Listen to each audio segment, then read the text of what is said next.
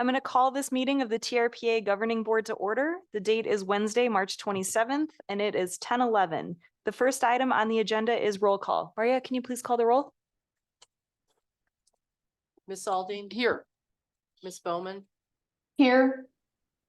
Mr. Bass? Here. Ms. Conrad Seda? Yeah. Shoot.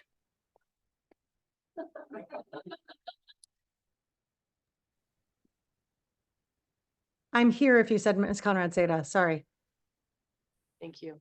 Ms. Dis? Here. Ms. Faustinos? Here. Ms. Gustafson? Here. Ms. Hayes? Here. Ms. Hill?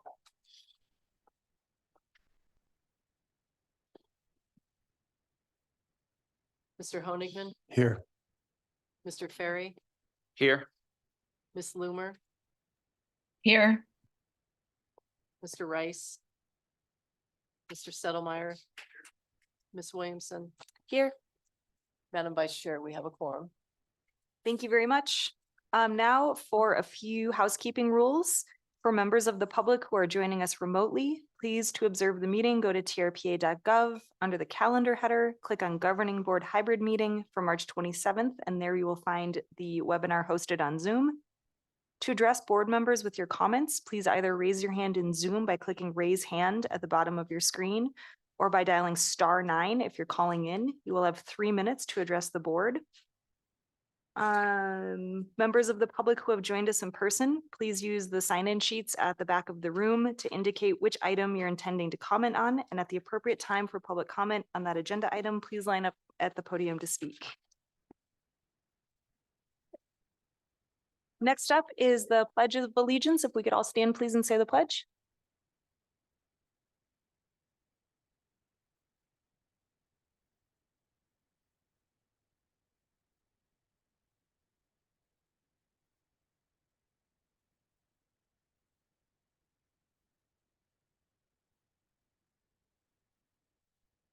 Thank you. And moving on to approval of the agenda. Julie, are there any changes?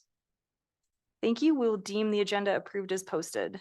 Next up is approval of minutes. This is agenda item 4. We have 2 sets of draft minutes from January 24, 2024 and from February 28, 2024. These are on pages 59 and 23 of your packets. Do any board members wish to make a change? Of course. Madam Chair, or Madam Vice Chair, I have a few clerical changes to share with Maria. I haven't done that yet, but I will at the end of the meeting.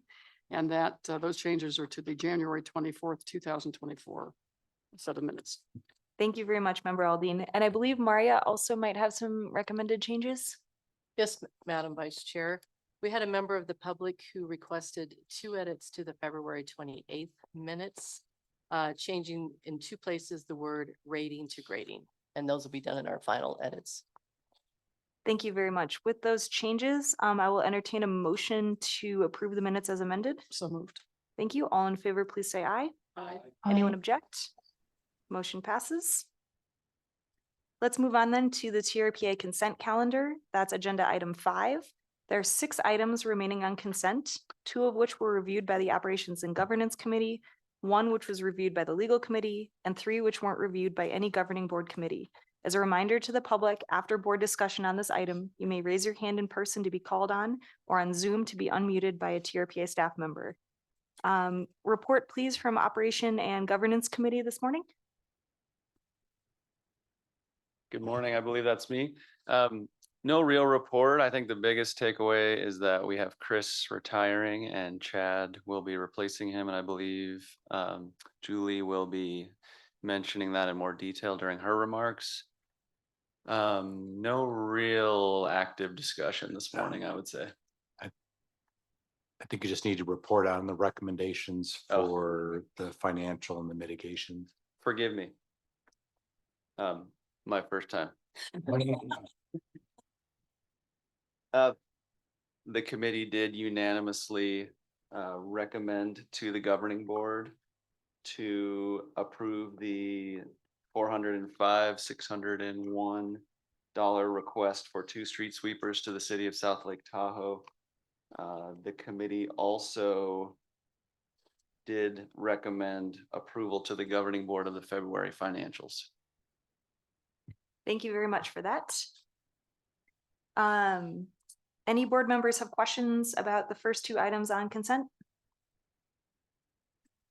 All right, I'll move on to legal. We did have the resolution of enforcement action item from the legal committee. Unanimously recommended approval of that item. It was for a settlement for some tree cutting that we heard about, that there was the settlement to replant and to pay some fines to TRPA. And I'm happy to try to answer any questions if anyone has any questions on legal item. We had two amendments. Oh, I'm sorry, and two amendments that member Aldine brought that were great amendments to make sure that there was irrigation with the replanting of the trees, and to make sure that they lived, essentially the trees were alive and made it through. Thank you for that, as amended. Any questions? All right. Item 4 on the consent calendar is the appointment of alternate to Tahoe Transportation District, TTD Board of Directors. Information on this item can be found on page 133 of your packets. Any board members have questions on this consent item? All right, and item 5 on the consent calendar is the Tahoe Truckee Unified School District North Tahoe High School Campus Modernization Improvements, 2949 Polaris Road, Tahoe City, Placer County. Assessors parcel number 093-010-015, TRPA file number ERSP 2023-1371. Information on this item can be found on page 135 of your packets. Any questions on this consent item?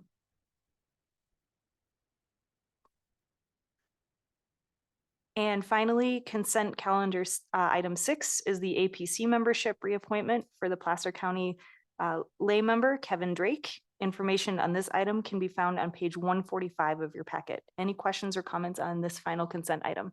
Please go ahead. I would just like to, I'm also chair of the Advisory Planning Commission, and I'm just thrilled to see that Mr. Drake will continue to serve in that capacity for Placer County. It's great to have him, so thanks. Thank you. Any other questions or comments? No. Okay.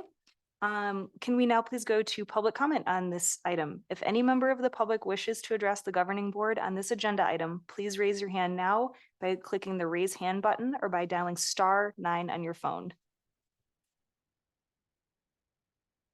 Any members of the public? Madam Chair, there are no hands raised online to comment. Okay, we will close public comments on this agenda item, and I will entertain a motion to approve the consent calendar. Thank you. Any discussion? Maria, can you please call the roll? Ms. Alding, Yes. Mr. Bass, Yes. Ms. Bowman, Yes. Ms. Conrad Seda, Yes. Ms. Dis, Yes. Ms. Faustanus, Yes.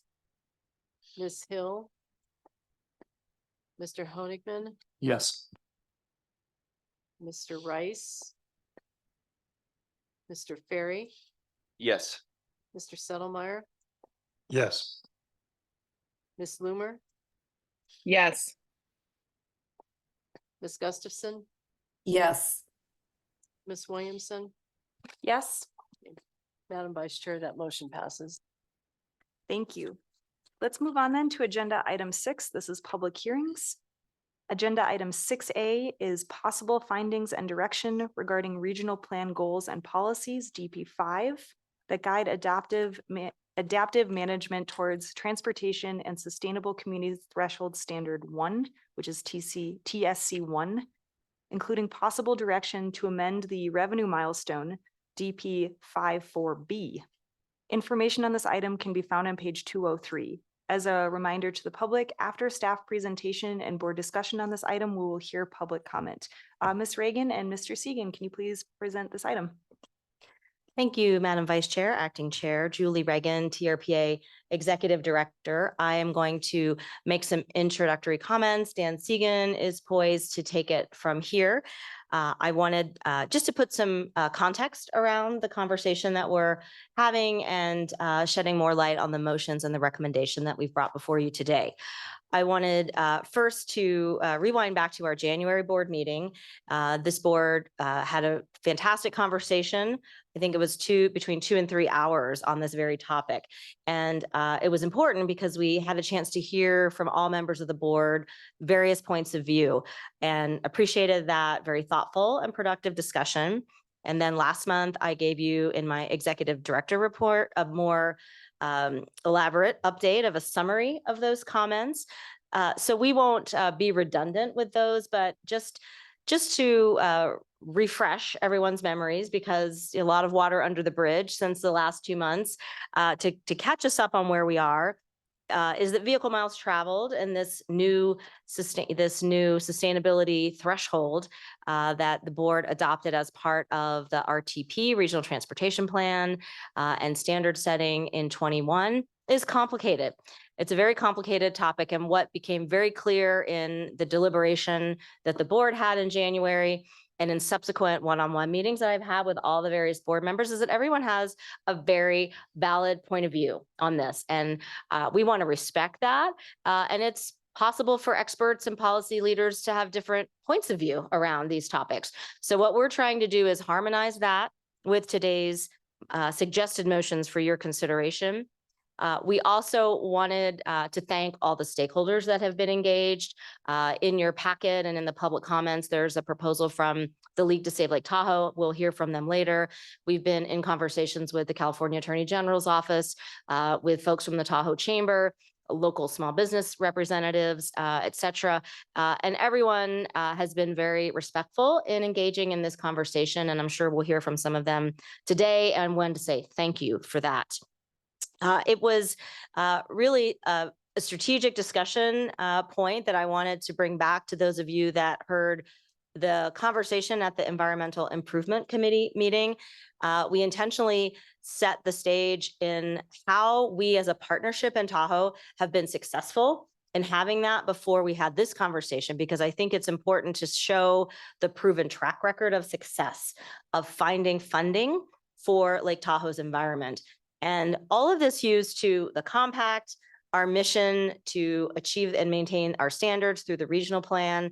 And that is what we're here to do. And nothing has changed in that goal. And sometimes when we have agreement at that high level, though, we get into different points of view about how best to do it. And that's really what we're talking about today. So we're not talking about changing a threshold standard or the policy necessarily, but looking at how we go about our long-term implementation and how we achieve that goal that has not changed in reducing dependency of the private automobile. That's right in the compact. We are not looking to change our vision for a Park Once Tahoe plan where people could come to Tahoe, park their car, and leave it during their visit and walk around and take transit and get around in concentrated town centers where we concentrate development to make it easier for people to have a car-free experience. I mean, that's our vision, but we have a long way to go to get there. And transportation has always been a part of the environmental improvement program, but it has probably been the least funded in terms of the mobility options that we want to see. And in particular, transit and the operations and maintenance component that goes with transportation investments and infrastructure. And so we're going to talk a little bit about that and how that has been a longstanding challenge. Transportation is not authorized in the Lake Tahoe Restoration Act, so there's more work to do, but we've got some great opportunities that we think at the federal and state level to support more transportation. And it was really in 21 that we recognized all these dynamics. We recognized that we do an RTP, Regional Transportation Plan, every 4 years. And at the time, it really was our governor appointee Clem Shute and our Alex Loomer's predecessor, Bill Yates, on the board, who was our Senate Pro Tem appointee in California, that said, we don't want just a list of aspirational projects. We want to get these things done. And that was really a dynamic that played through the discussion of setting this different threshold standard and updating it to modern science and modern conditions on the ground. And so when we move forward in this discussion, I want you to keep in mind that we are being consistent in implementing our goal, and we recognize that people have differences of opinion about how best to achieve that. And we think that we can honor that through the recommendations that are before you today. And Dan has the great pleasure to get into the details of how we plan to do that and to recommend a path forward for you. But I do want to say we are committed to getting this done and to wrapping this up because you've spent a lot of time and individual members of this board have been great resources for myself, for John Marshall, for Dan Segan, as we've tried to solve, what is a challenge in today's conditions. And conditions have evolved on the funding landscape since the board adopted this standard in 21. And that's a big part of what we want to talk with you about today. But we are committed to moving this forward. And so I wanted to let the board know we've already agendized a further discussion at our next transportation committee meeting next month in April. And so if you consider these recommendations and moving them forward today, it is not the end. And we're not washing our hands of this subject. We are moving to conclusion because we have a lot of work to do to get the next regional transportation plan off the ground, which we're kicking off and we'll be briefing the transportation committee as part of their regular business at the committee next month. We do have the summit coming up, and I'm glad that a public comment asked a question. Ellie Waller asked a question, do we have a date yet for the summit? We don't. It will be undoubtedly during that Senate summer recess period in the middle of August, middle to late August. But the reason we don't have a date is because Senator Cortez Masto, who will be our host, has invited Secretary Pete Buttigieg, who's sadly very busy today with the collapse of the Francis Scott Key Bridge in Baltimore, a real tragedy that just underscores how transportation affects everyone's daily lives in this country. But we would love to get Secretary Buttigieg out to Tahoe. We think that would really elevate transportation at the federal level, which, as we heard at the EIP committee meeting, the federal investment is always a backbone to leverage all the other investments. And we have, to my recollection, have never had a Secretary of Transportation that has come to one of our summits. Don't know if it'll happen this year, but we're going to keep trying. And that could also be a real catalyst and a forcing function to bring some of these other policy refinements to conclusion. So I just wanted to provide that context for the board before Dan proceeds in the presentation. So thanks for allowing me the introduction, and I will turn it over to Dan Segan. Thank you, Julie. And thank you, Madam Chairwoman, members of the committee. My name is Dan Segan. I am the TRPA staff lead for the Transportation and Sustainable Communities Threshold Standard, affectionately known as the VMT Threshold Standard by everyone here. And the goal of that standard, as you all well know, is to allow each of us in our daily lives around Tahoe to drive a little bit less, to make it a little bit easier to walk to the grocery store, to make it easier to take a bus over to Heavenly or to our favorite recreation site in the region, basically to get everyone out of their cars just a little bit. And when we adopted this standard in 2021, and it's a 25-year timeline to attain that standard, we established an adaptive management framework. And it was part of that adaptive management framework that we discussed 2 months ago that prompted this item today. And that was the reconciliation of differences in the adaptive management framework related to the milestones for our funding target and the milestones for funding collection. And after that meeting, after we presented to you and you provided us direction to go back and revisit that framework, we wanted not to revisit just those two individual elements of the framework, but how those elements of the framework work in concert with the rest of the framework to drive progress towards our threshold standard. So if you allow me today, I'm going to do a short presentation that will walk through the individual elements and where we stand in terms of progress of implementing those individual elements. Next slide, please. So the first part of that adaptive management framework is independent advice and technical guidance, both to TRPA staff as well as to you as we implement towards this standard. So as you may remember, we convened this advisory body in March of 2022. You appointed members to it, and that advisory body has met since that time.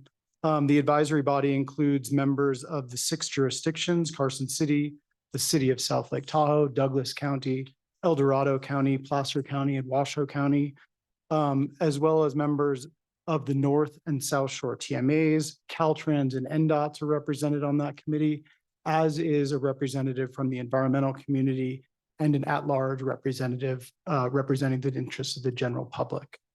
The committee met multiple times during 2022 to develop and approve its charter. Next slide, please.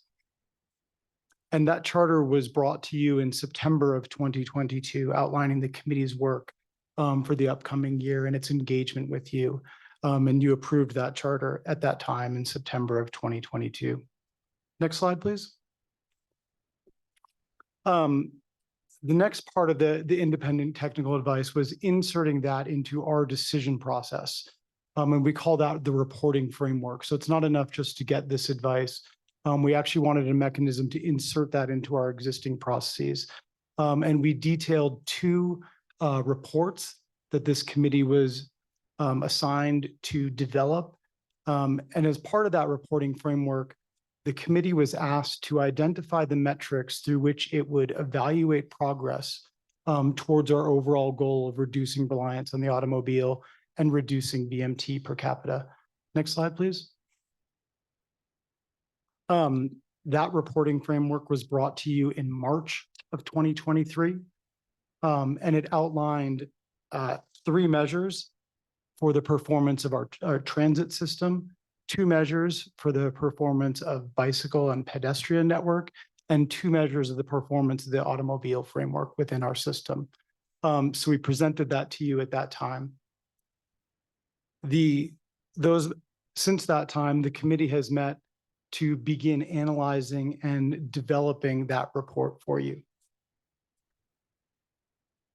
The report is due in the second quarter of this year, and will include an analysis of each of those 7 metrics that I mentioned before, as well as recommendations on how to improve overall implementation to accelerate the goals that we're all striving to achieve here. Next slide, please. The next part of the adaptive management framework is the first of our 2 funding milestones. We talked a little bit about this last time. As you know, the 2020 RTP forecasted a $20 million annual funding gap starting in fiscal year 26. And as a central component of our plan to realize the reduction in vehicle miles traveled per each person in our region, funding the RTP and providing options for people to get out of their car is a core element of that. And so we designated that we needed to have a proposal supported and endorsed by the Bi-State Transportation Consultation that would serve as the framework for raising that funding to close the funding gap for the RTP. Next slide, please. As we talked briefly about last time, that proposal was not developed in a vacuum. The Environmental Improvement and Transportation Committee of the Governing Board heard 5 updates throughout its development. The board heard 2 updates about its development. And then finally, before the board or before the proposal, this is the 777 proposal, was sent both to the Nevada legislature and presented to the statewide delegations at the summit in 2022.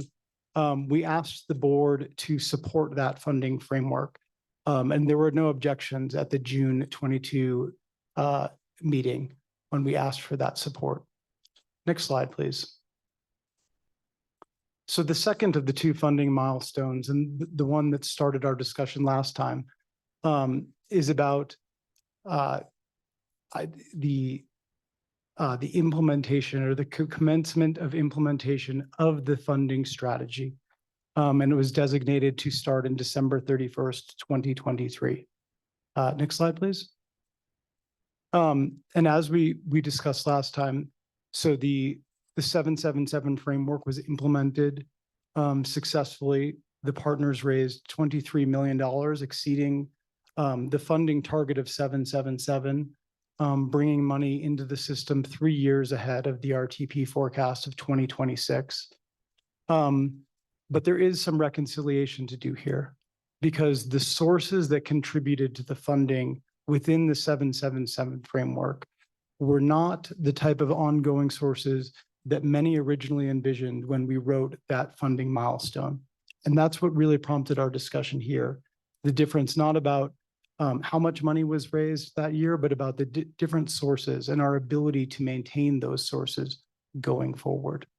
Next slide, please. So the next part of our adaptive management framework is actually milestones for progress. And I think you can think of this as the real backbone of our overall implementation system.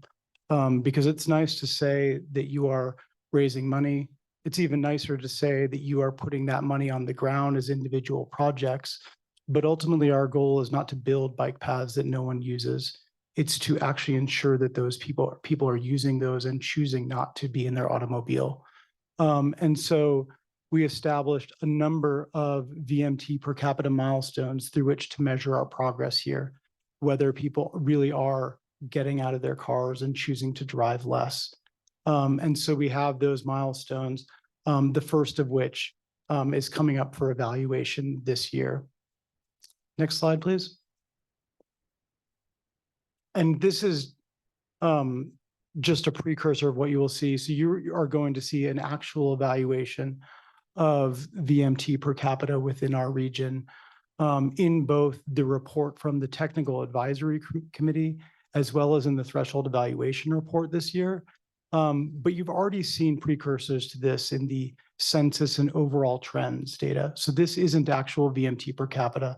This is just raw VMT data as reported by the two state DOTs to the FHWA as part of the HPMS's Highway Performance Management System.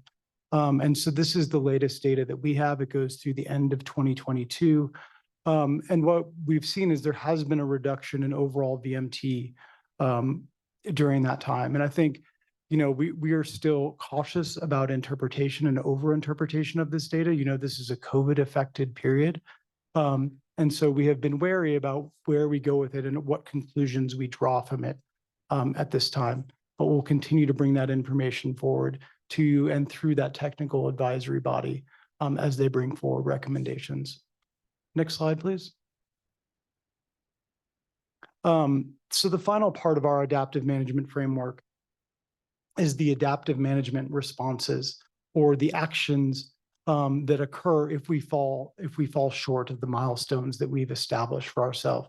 So we've talked a fair bit about the milestones and going to a no net VMT standard of significance.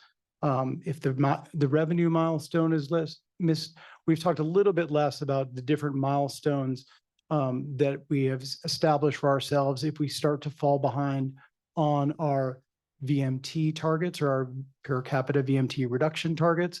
But I just wanted to highlight that those are in the system and those are the ultimate backstop to ensure that we are achieving and maintaining the threshold standard. Next slide, please. So where are we today? And as Julie mentioned, I wanted to highlight, I guess, first and foremost, that the discussion we're having today is not about the threshold standard itself. We have heard no suggestion that any of the partners or any members of the board are wavering on the commitment to reduce reliance on the automobile. The discussion we are having today is around the implementation strategies and the adaptive management framework to bring us towards that goal that we all share. And specifically, it's about reconciliation between two different things that we have done. It's reconciliation between a funding milestone that we established in 2021 and the funding strategy that we are using, the 777 strategy in 2022 that we are put forward and are still actively working under. And I think there's a suite of issues that have been raised. And there's sort of two different buckets that I would put those issues in, and you'll see those two buckets on the board today. There are issues related to the funding strategy, and there are issues related to the management response or the overall impacts of that. And I want to talk briefly about each of those and then suggest what would happen next if you choose to endorse the two motions within the staff summary. So as part of the funding discussion, we have had a number of calls to review our overall approach to funding. And that includes to establish new milestones that are both realistic for us to attain, as well as continue to put pressure on all partners involved in this to raise money and to raise money in a way that is sustainable and ongoing for the transportation system. We've heard a number of people question whether or not we are raising money for the right things. So the original target intends to fill the overall gap within the RTP, which includes a suite of projects, not just specifically limited to VMT reducing projects. And we've heard various suggestions that maybe this should focus on O&M for our transit system, or maybe it should focus only on the VMT reducing elements of projects. So there's some discussion to be had there. There's also some discussion to be had around what it means to be ongoing. And I think we have some decisions to make about whether we as the board want to go down, or we as TRPA and the board want to go down the path of defining individual sources that would fit the ongoing definition, or that we have not previously defined, or if we want to choose something that is sort of a middle ground between that, such as what the league put in their letter, which is maybe there's an option where rather than defining ongoing, we define and then also say, well, if we've been successful in this strategy and raising money from sources that would not traditionally be considered ongoing, but were successful for a number of years, that we would then consider that ongoing money, because we've proven that the 777 framework at that time can function like the EIP framework and can consistently raise and bring money to our region for transportation projects.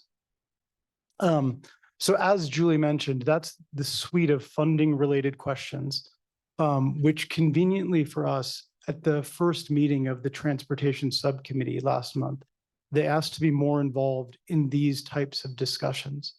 And so what we would propose is that we would bring back these discussions next month to that committee and get further guidance from them on how to proceed and how to align all these milestones and how to align our overall funding strategy such that it best supports our goal. The second set of questions, these are related to the management response. And I think these arose out of board discussions about whether no net VMT is really the right policy to implement if we miss our funding target. And we heard a lot of comment around, should we exempt public service projects? And as we started to review that, so we have, I'm just going to look at my notes. I believe there are 24 different types of public surface uses within our code that range from kindergartens to social service organizations to power generation. And I think there's a discussion to be had around each of those individual items and whether exemption from a trigger of this nature is the appropriate policy response. I think there's also been legitimate questions raised about the geographic focus of the trigger and if it should be applied universally throughout the region, or if that would have a chilling effect on projects that may otherwise reduce VMT. And we've had a lot of discussion, at least internally, on the identification of what we're calling no regret strategies. So strategies within our land use policy that help us to achieve our overall VMT per capita reduction goals, even if we don't get all of the funding that we need. So we should be trying to achieve this policy through two means. And that's what we said to you when we adopted the policy. We were going to centralize land uses and provide more opportunities for workers to live within our region. That's an incredibly effective way of reducing VMT per capita. And then we were also going to connect the bed bases and population centers of our regions through better transit systems and through better walkways. And those two work in concert. But we should focus on the land use side and promoting that, even if we don't get the other side of the equation. And so that's what we're calling a no regret strategy. So we are not recommending that those sort of more technical implementation questions related to land use policy be referred to the Transportation Committee, but rather we would bring those items to the Transportation Advisory Committee that's also providing the reports. We have flexibility in that committee's membership to bring in land use experts and to help us craft those strategies and those responses in a way that works best for the region. So what ultimately, how do we see that playing out? And where will that ultimately go? I think I want to highlight, as Julie did, the letter we received from the League to Save Lake Tahoe, because it contains a full proposal that includes a lot of these elements, that attempts to reconcile where we are going, that establishes new milestones for our progress, and lays in that entire landscape out. And I don't know if that's the final proposal that will come before you, but that's the type of thing that we would imagine bringing forward when we merge the work of the Transportation Committee and the Technical Advisory Committee into a full proposal before you. So with that, I will turn it back over to Madam Chairwoman for additional discussion and any questions you may have. Thank you very much for that presentation. Questions or comments from board members? Mr. Bass? Sure. Yeah, thank you for the presentation. Yeah, the more that I've thought about this, and we had a lengthy discussion at the last meeting we had, but as I've thought about it in kind of R7, when I think about the local funding source, and when I think of the ongoing funding, it is O&M that is committed to transit. And I really don't see that we're that far off of meeting that 7 million. If you look at, Placer's County TOT commitment of, I believe, somewhere in the ballpark of 2.2, the city is up to 800,000. I think Douglas County is in the 600,000 window. Those are alone are at 3.6 million. And so we're about 3.4 million off of reaching that 7 million, what I would consider sustainable, something that's forever ongoing, committed to transit. And so I don't see why we don't do our best. I'm not saying we pull the trigger now, but that we set a goal to say, look, we can in 10 months or 1 year figure out that 3.4 million. And I've said it over and over again at this board. We have, let's just call it 5,000 vacation home rentals in the basin. And there is no reason that we cannot tie a mitigation fee for transit to those TOT permits. And let's just call it $1,000 a year for a mitigation fee on each VHR in the basin. That's $5 million. And we're at 8.6 million in dedicated funding. So to me, it's not to say let's pull the trigger now, but let's not give up on the idea that we can create that funding. And I think the direction from this board could be, let's over the next year, figure out how we're going to get that mitigation fee tied to these VHRs. And I'm not saying that locals still won't have a permit for VHRs as well. We do the same thing with building permits. You got to get a local permit, a TRPA permit. There's no reason the same thing can't happen with VHRs. And then we've met our goal. We obviously know we need the transit funding. There's nobody here doesn't believe that. So to me, that's kind of the thing here, is not to say, I don't want to stop progress. I don't want to say we need to pull the trigger at this point, but I also don't want to take my foot off the gas on, let's make this funding happen. And to me, the VHR thing is directly tied to mitigating transit. And I don't see how you couldn't create the correlation between that mitigation fee and it directly funding transit. So to me, that's the direction I would like to see us go, and not to stop progress, but to let's keep our foot on the gas. Other questions or comments? I'm looking online as well from board members. Ms. Loomer? Yeah, just a question for clarification. What was the board action on the 777 formula? I wasn't there for this, so I just wanted to make sure that was clear. So the board action, it was brought as a discussion item, and the board was asked to support 777 and through a head nod, so it wasn't a formal vote, and there were no objections to the support of 777. I'll Okay, just add to Ms. Loomer, thank you, Julie. Reagan, I just wanted to build on Dan Segan's response. And at the time, we were under direction from the Nevada legislature to forward a plan that flowed out of the interim committee that ultimately then was endorsed through resolution in the Nevada state legislature. So we were vetting that the transit action plan that Dan Segan had in the there was a slide that had the dollars associated with the transit action plan, the transportation action plan, including transit. And then the board, we were vetting all of that at the board level and got general support in the action that Dan described to you. So yeah, thank you for the question. Okay, so just confirming, there was no actual board action, just discussion.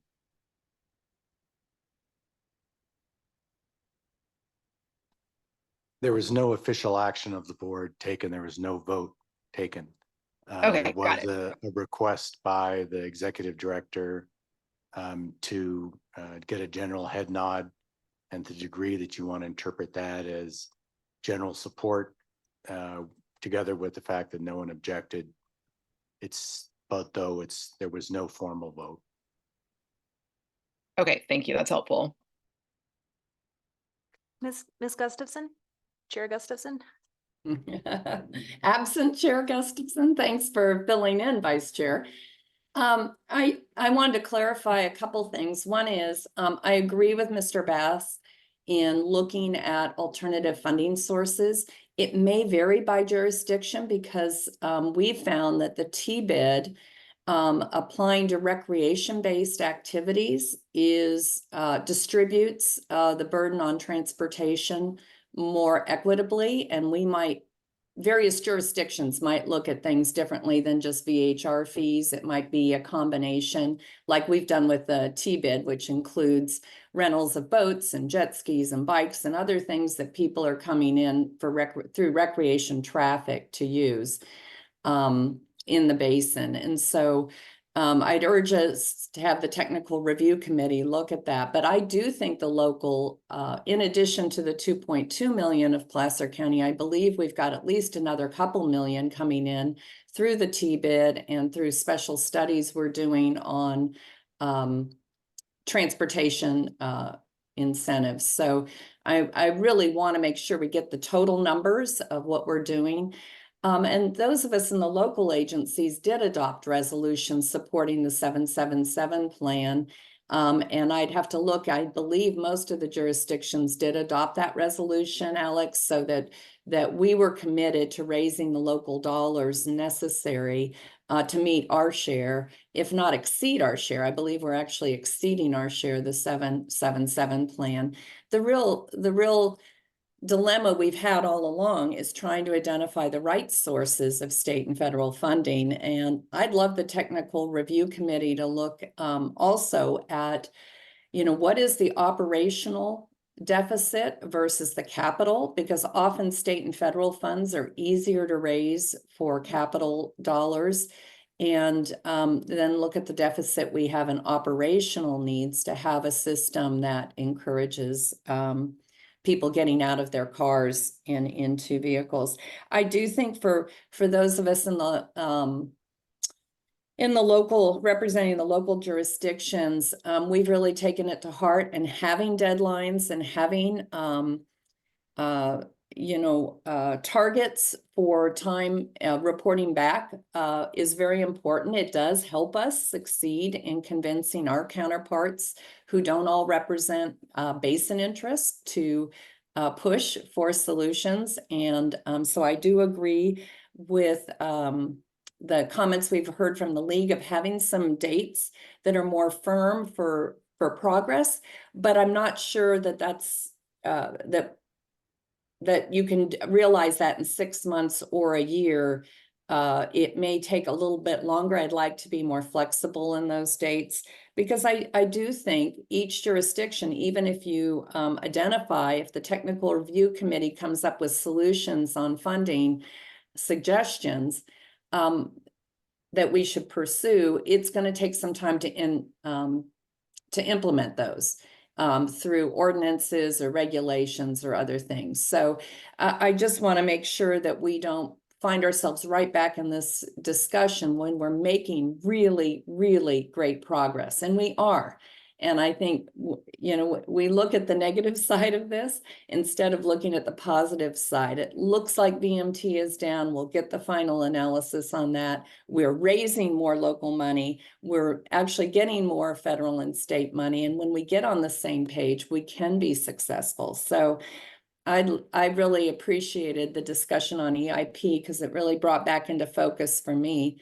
We didn't do it overnight. We did it over collaboration and working hard together for long periods of time. So, but I do think the technical review committee, we could charge them with looking at these various funding sources and making sure, that we study the questions that we need and set milestones for continued progress, and the board checking in on that progress in an appropriate manner. So just my thoughts. Thank you.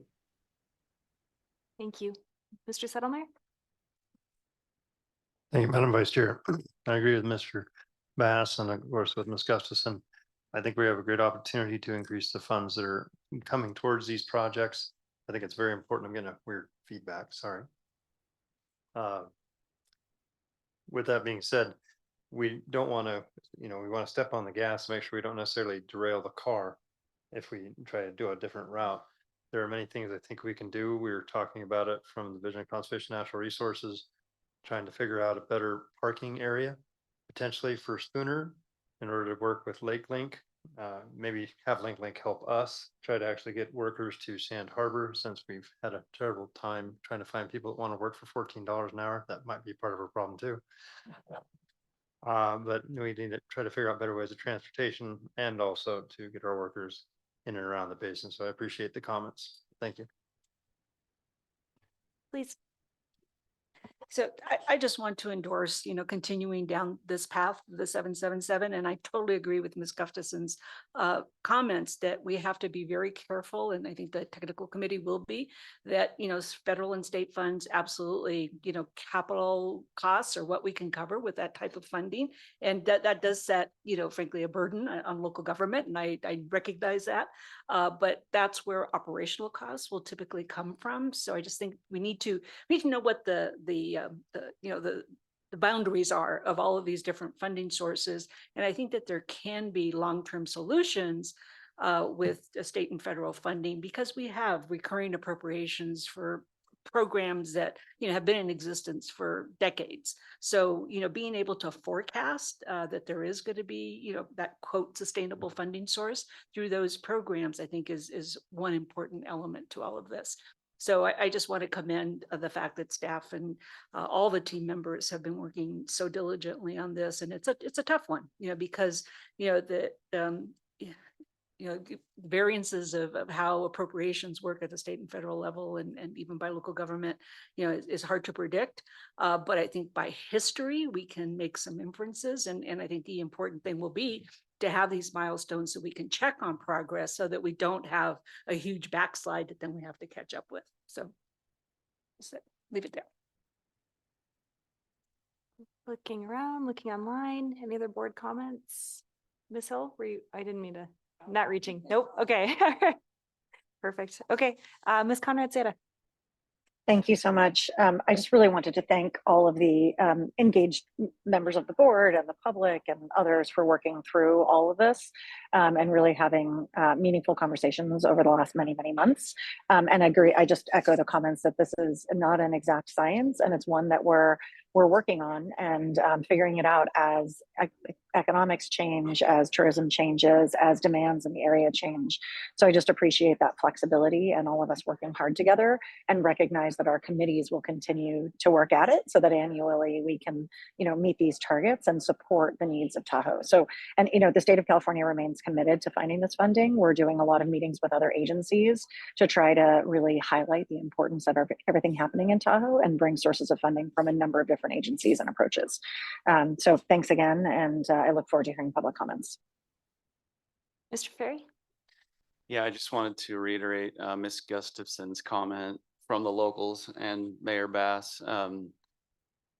The idea of perhaps taxing VHRs, that is something we could look at. The county itself has, increased TOT appropriations towards the 777. And I think that flexibility with locals, I think we are committed to the dedicated funding source. But having flexibility for us to decide, what our voters choose, what our boards decide is going to be critical. But I think we can get there as well. So thanks. All right, let's go to public comment then. We're going to start with public comment in the room. If anyone wishes to make comment on this item, if you want to come up to the podium and make sure the microphone's on.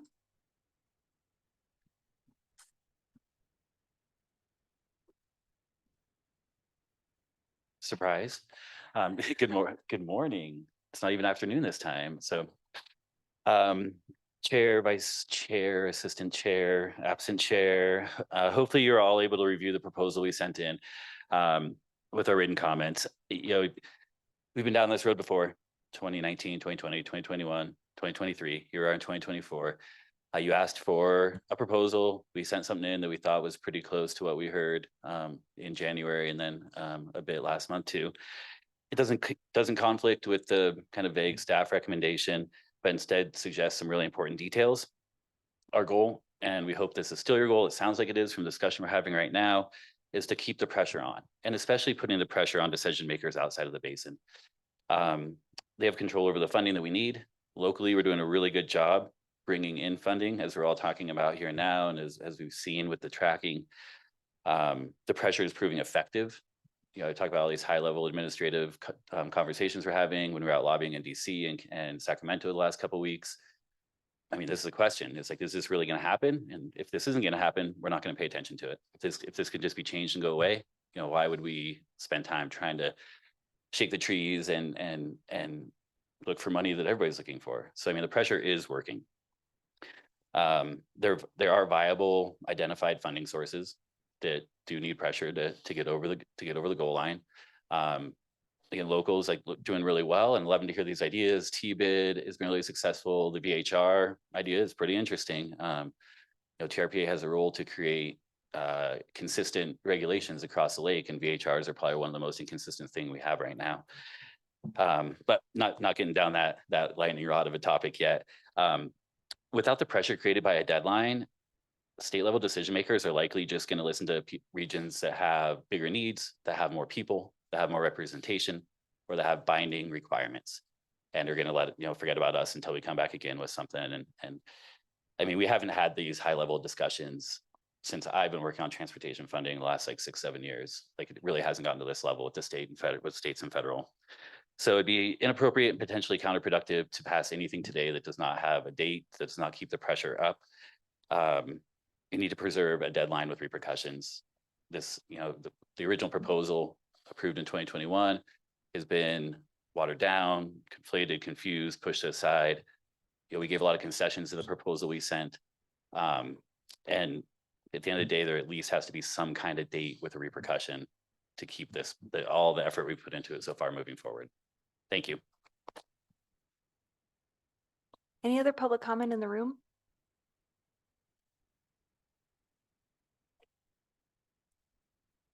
Morning, Madam Vice Chair and members of the governing board. For the record, Steve DeShera on behalf of my company, Sustainable Community Advocates, and in my capacity as Director of Government Relations for Tahoe Chamber.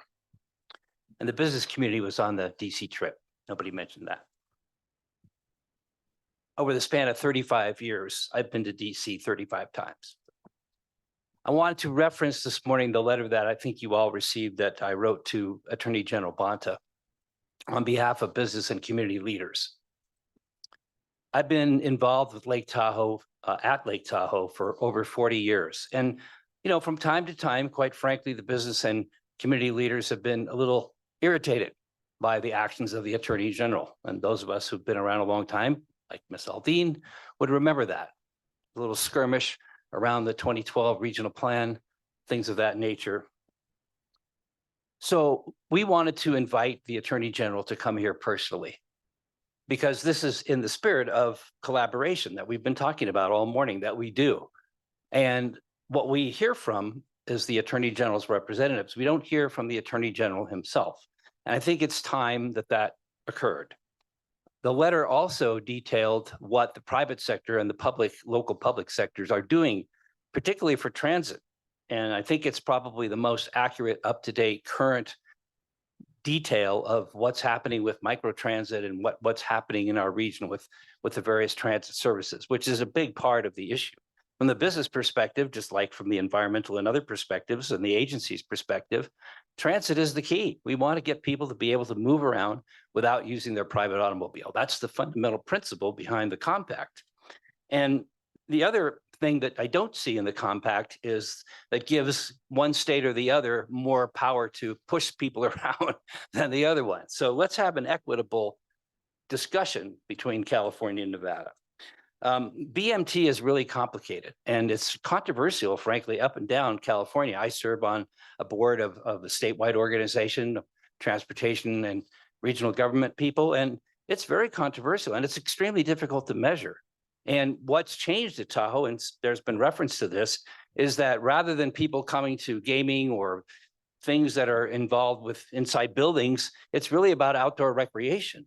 And the business community has no ability to control when it's 100 degrees in Sacramento or it's really hot in the desert and people flock to Tahoe with their families for climate relief. We don't have any control over that, and that generates a lot of VMT. So I think we also believe in deadlines. We also believe in keeping the pressure on ourselves, but we also want to make sure that everybody understands that from the local public governments and from the private sector, we are stepping up. We have met our commitment the first year, and we intend to be on a roll to continue to meet our commitments. And the other partners in the 777 need to do the same. And it does have something to do with operations versus capital. But we believe that we're meeting our commitment and can accelerate our commitment over the years ahead, and would love to have the opportunity to meet with the Attorney General here at Tahoe with all of you and explain that to him in case he's not getting that from his representatives who frequent this podium. Thank you. Thank you. Other members of the public in person? Let's go online then. Do we have members of the public online? Madam Chair, so far we have 3 hands raised. Okay. The first hand up is Doug Flaherty. Doug, if you unmute, you can address the board. Thank you, Chair, members of the board. Doug Flaherty, TahoeCleanAir.org. Kicking the can down the road. Adaptive management. I call it adaptive mismanagement because the TRPA has a history of adaptive mismanagement, changing thresholds, changing timing, not holding yourselves accountable, basically being a product of regulatory capture. That's what it is in this case. I publicly commented on the 777 plan in 2021, and I tried to get the board to realize, all the committees, that those figures were already a false narrative because of the inflation that occurred at that time. By now, the original figures that you guys have been using probably have increased by 50% due to inflation, but yet you continue to ignore that. Somebody mentioned bringing in land use experts. What have you guys been doing for 50 years? Aren't you supposed to be land use experts? Aren't you supposed to have scientists, consultants? It's amazing. Every time TRPA gets in a corner and you've painted yourself into a corner, well, let's bring in some experts on land use and planning. What the heck have you guys been doing for 50 years? So somebody mentioned taxing VHRs. You guys are grasping at straws.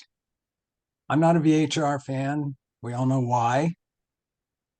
VHRs are harming the lake. But that's a tax. You're going to be in lawsuits for years over that from the VHR lobby.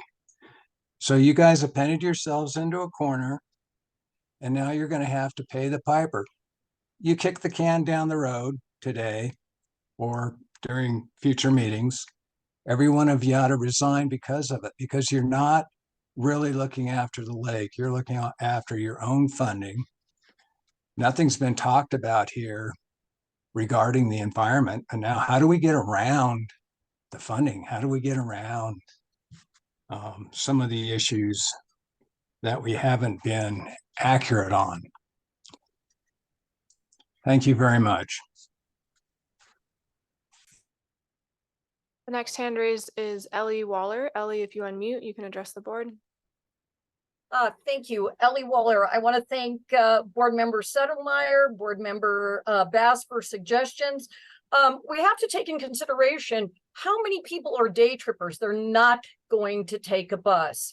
Our system is not broken. It's just not fully functional, and it's going to take many, many, many years.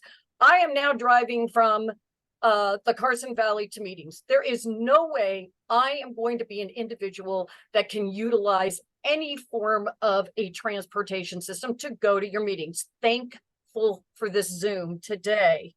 Also, as mentioned, I think you have to be cautious about assessing vacation home rentals, short-term rentals, whatever you want to call them. Again, they pay fees to each local jurisdiction. Is this going to be a TRPA fee or tax, whatever you want to call it? Not through the local jurisdiction, so they're not getting beat up. I would also like to better understand the letter that Mr. Teixeira brought up. This was agendized at the Tahoe Douglas Visitors Authority. He was in DC as a representative and was not held for public comment. I would really like to see that letter posted on the TRPA site or sent to me through whatever organizations signed that letter. This is an important issue addressing legislators at all without public input. Public input may be coming from the business community, but what about the public at large? Again, I'll address 777 as I have. When this was drafted and crafted as recommendations as equal splits, Carson City has really no skin in the game with some things. And Douglas County is a smaller jurisdiction. We're in budget meetings now. These things need to be addressed before a recommendation or request or mandate comes through, in my opinion. You have to give the local jurisdictions the opportunity to vet this through the public, to add it to their budgets. And thank you today for the lead coming forward. Kicking can down the road was resonated by Gavin today. And we do need to have repercussions. Some consequence has to evolve out of this, and just kicking the can down the road is not sufficient. Thank you. The last hand raised is Ann Nichols. Ann, if you unmute, you can address the board. Yeah, good afternoon. Ann Nichols, North Tahoe Preservation Alliance. You know, one of the things that concerns us is this confusing data. I know the stewardship people were saying, oh, traffic's down to South Shore, but it's up 50% going right on 28 to going to the west.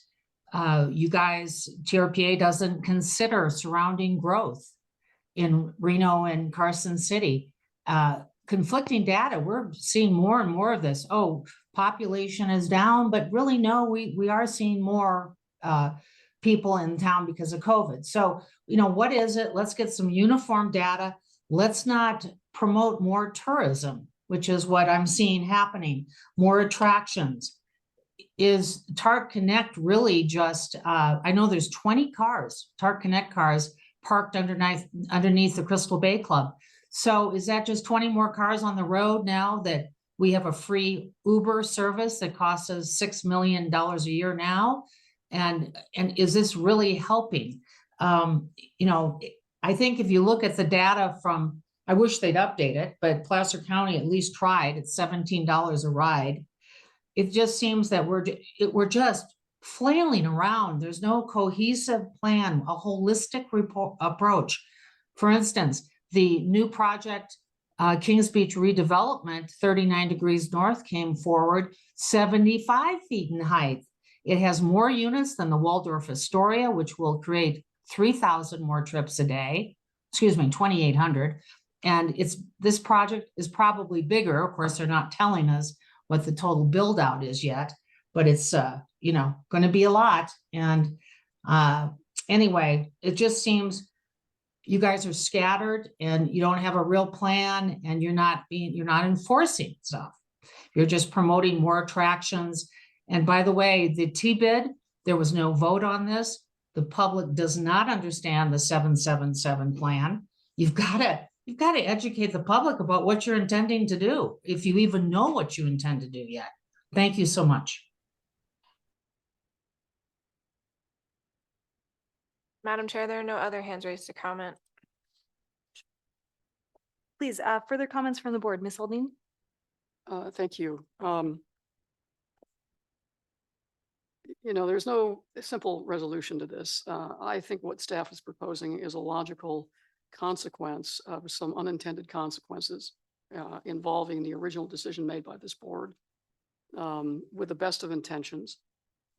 But it occurs to me that, if in fact, the local jurisdictions have done a good job of meeting their obligations under the 777 plan, if you implement the trigger, who is that punishing? Local government, not the state, not the feds, but local government. So how effective is that trigger? And that's why I think we need to sit down and reanalyze this. And using the technical advisory committee, I think, is an excellent idea. But let's not do something, again, that is precipitous. And I appreciate the work that the league went to in outlining an alternative, coming up with new milestones. And I think milestones are important to monitor our own progress or lack of progress. And I understand that, a stick can be valuable, but who is it hurting? It's not hurting the federal government. It's not hurting the states. It's hurting local government.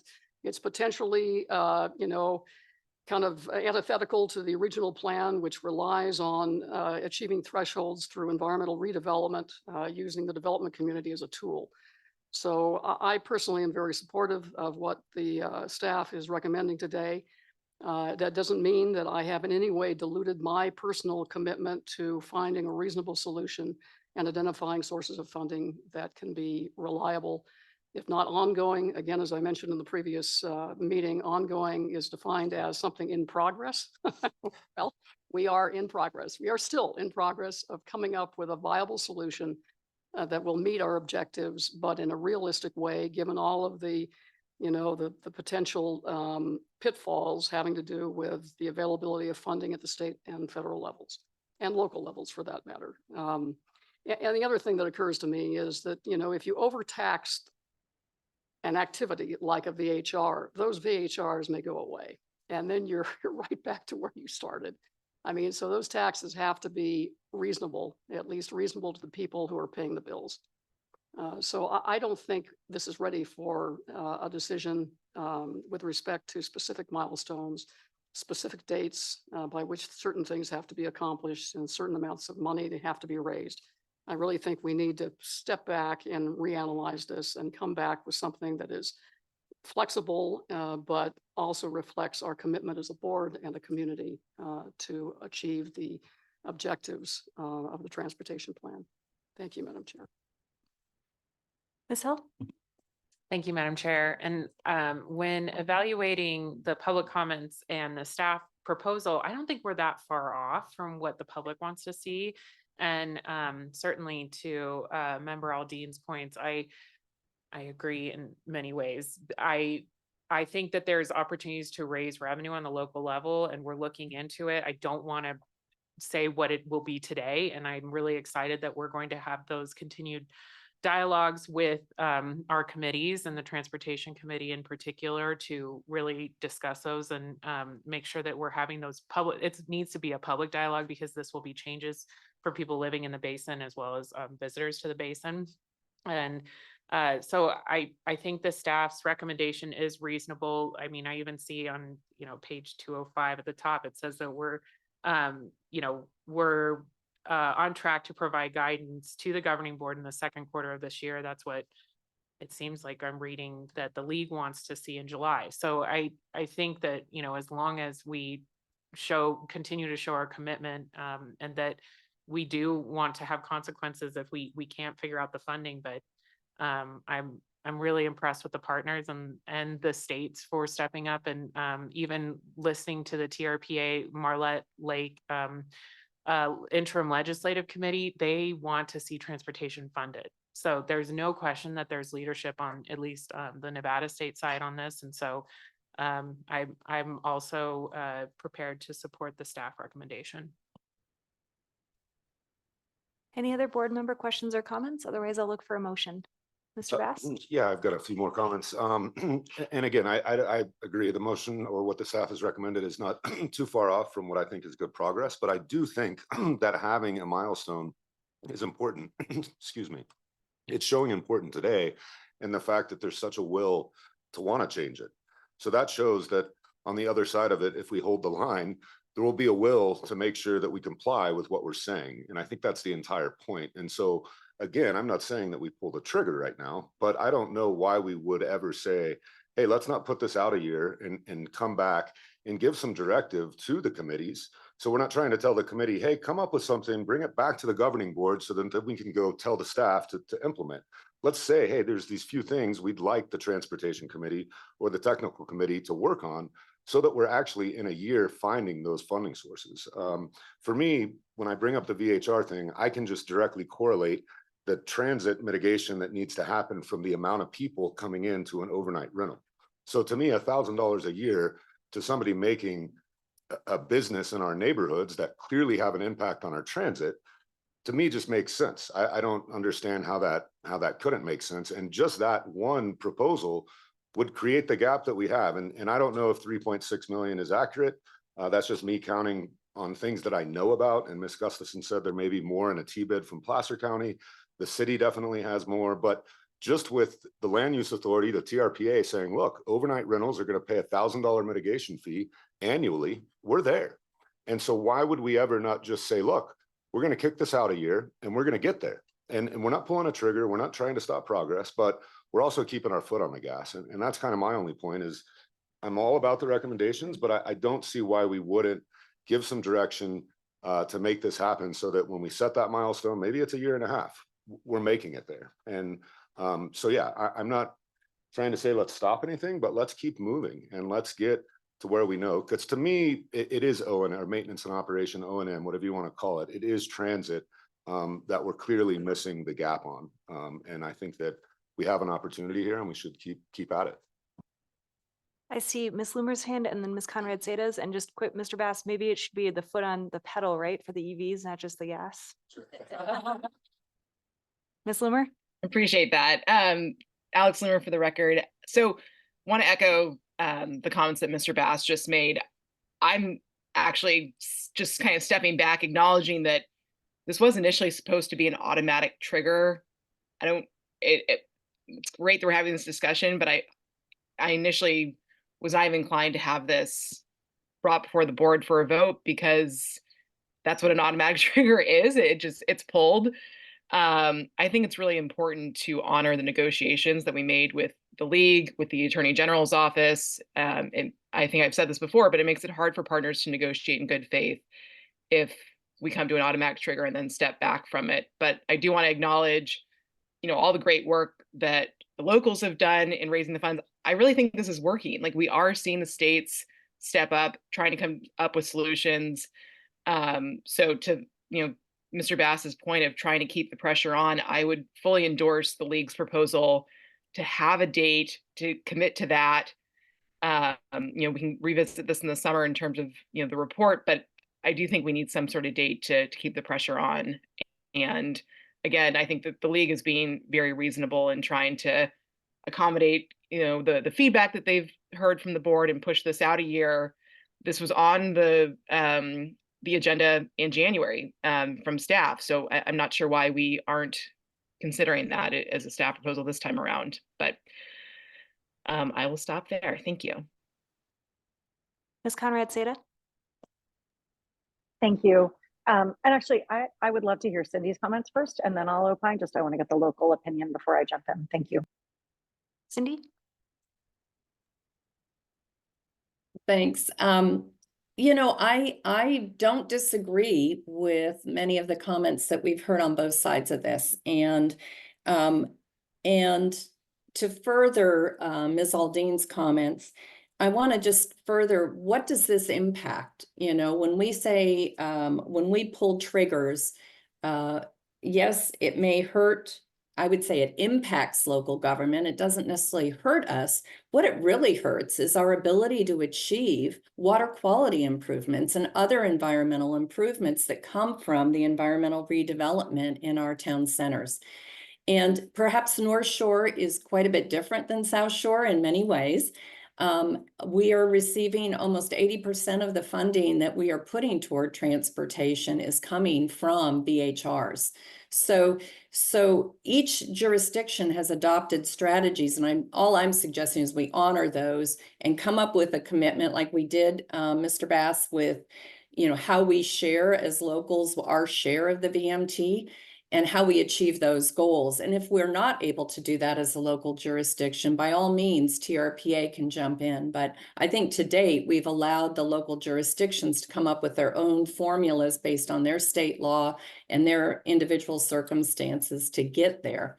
And so again, I would encourage that, but let's keep our focus on, if we agree with environmental redevelopment, you know, we need to find ways to incentivize these town centers to get updated. Much of our infrastructure in North Shore is 50, 60 years old. We have boarded up buildings and a degradation to water quality that we can solve if we continue with this pressure on the locals to come up with their fair share. If the 777 model isn't the fair share, I'd like the technical review committee to look at that. And it be, you know, some different percentages, but we all bought into that and fought hard to get our jurisdictions in there. And if it needs to go further, I'd like the technical review committee to look at that. And I'm open to additional fees for areas outside town centers or additional funding mechanisms that we need to look into. And I'd like the technical review committee to really get down into those nuts and bolts of it to help us, and even setting those timelines of what's reasonable. Let's talk to the states, what's reasonable to get changes in formula funding and or allocations towards some of the big capital projects that will achieve our goals. I don't feel we've kicked the can down the road. I mean, this language, you know, and being flexible and how we achieve it, we've made incredible progress. And maybe I'm always the glass is half full, but we've got more operational dollars in transportation right now than we've ever had in the Tahoe Basin in 40 years. So let's, you know, honor that and go further. And so I agree with keeping a target out there of some sort, but let's not be unrealistic that we can't control what the state and feds will give us and in what timelines. So as long as we're all working together, I am confident we can be successful. Ashley? Thanks. Thanks indeed too. Yeah, I love deadlines because I think they hold us accountable. And so I'm loath to remove deadlines from the work that we do. And at the same time, those deadlines do have to be aligned with our various funding calendars and various opportunities to bring funding together. So I guess I'm trying to thread the needle here a bit and say, you know, we should maintain some deadlines. As Cindy's suggesting, I think we have technical committees that can give us those deadlines and dig in on them and let us know by when we need to hit our targets. But I do think we should hold ourselves accountable by some date certain. And I'm comfortable with our technical committee or transportation committee being the one to hold us accountable. Again, in negotiation with the states and the work that we're currently doing right now to try to find those other funding sources and the locals, right? But I'm just speaking from the state perspective that we are right now, this discussion has pushed us in the way it was supposed to go back and try to find these alternative sources. And so I just think that the accountability has made a difference, and I don't want to lose that accountability altogether. Did staff want to respond? Yes, thank you, Madam Acting Chair Julie Reagan, TRPA Director. Great discussion. Really appreciate the thoughtful comments of the board and the public comment. I wanted just to respond to a couple of the public comments and then potentially offer, some final advice as you consider your path forward with motions. Couple things, an easy answer. The letter that Steve Teixeira of Sustainable Community Advocates mentioned is posted on the website under public comment. So it's on this item on the meetings governing board page. So that Ellie Waller had asked a question about that. Wanted to reiterate, which we've said, I think in the last 2 public board meetings, whenever we're talking about funding and investments, TRPA is often wearing its convening and funding support role. We don't have any direct taxing authority. And so everything we do is in partnership with local jurisdictions who have that taxing authority or other partners.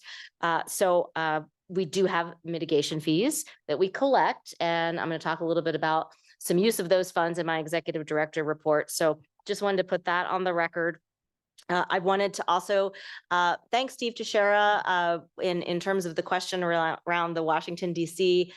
Trip. The Team Tahoe was also represented. We mentioned the TRPA representation, the League to Save Lake Tahoe, the Tahoe Fund, the Washoe Tribe Chair Smokey, the Lake Tahoe Community College, and representatives from the business community, including Steve and Barton Health, the Lake Tahoe Community College, the public utility districts on the North and the South Shore, and the U.S. Forest Service participated in meetings with the administration. So we not only saw Capitol Hill members of our congressional delegation, but also several meetings with the administration and transportation and the Forest Service. So it was a wide representation, and I really want to thank Steve for his commitment over the many decades being a great advocate for Tahoe in DC.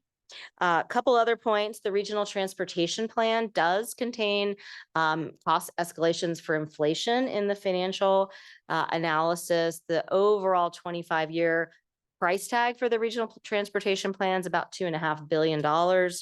I will say, when we kick off the regional transportation plan, the next upcoming updated RTP, we'll be talking about those projects and how they might change. Some costs will go up, as we heard in public comment, but others will go down. Some projects have changed. One example, the US 50 Highway Revitalization Project, also known as the Loop Road. That project in the RTP is probably 165, 170 million. That project has changed. It's not including housing relocation costs, which was well over 100 million. And so that's just one example of hundreds of projects that our teams with the local jurisdictions, with the technical experts, will be culling that project list and recalibrating the price tag of the regional transportation plan, which is the segue into a common theme I heard of all of you is flexibility.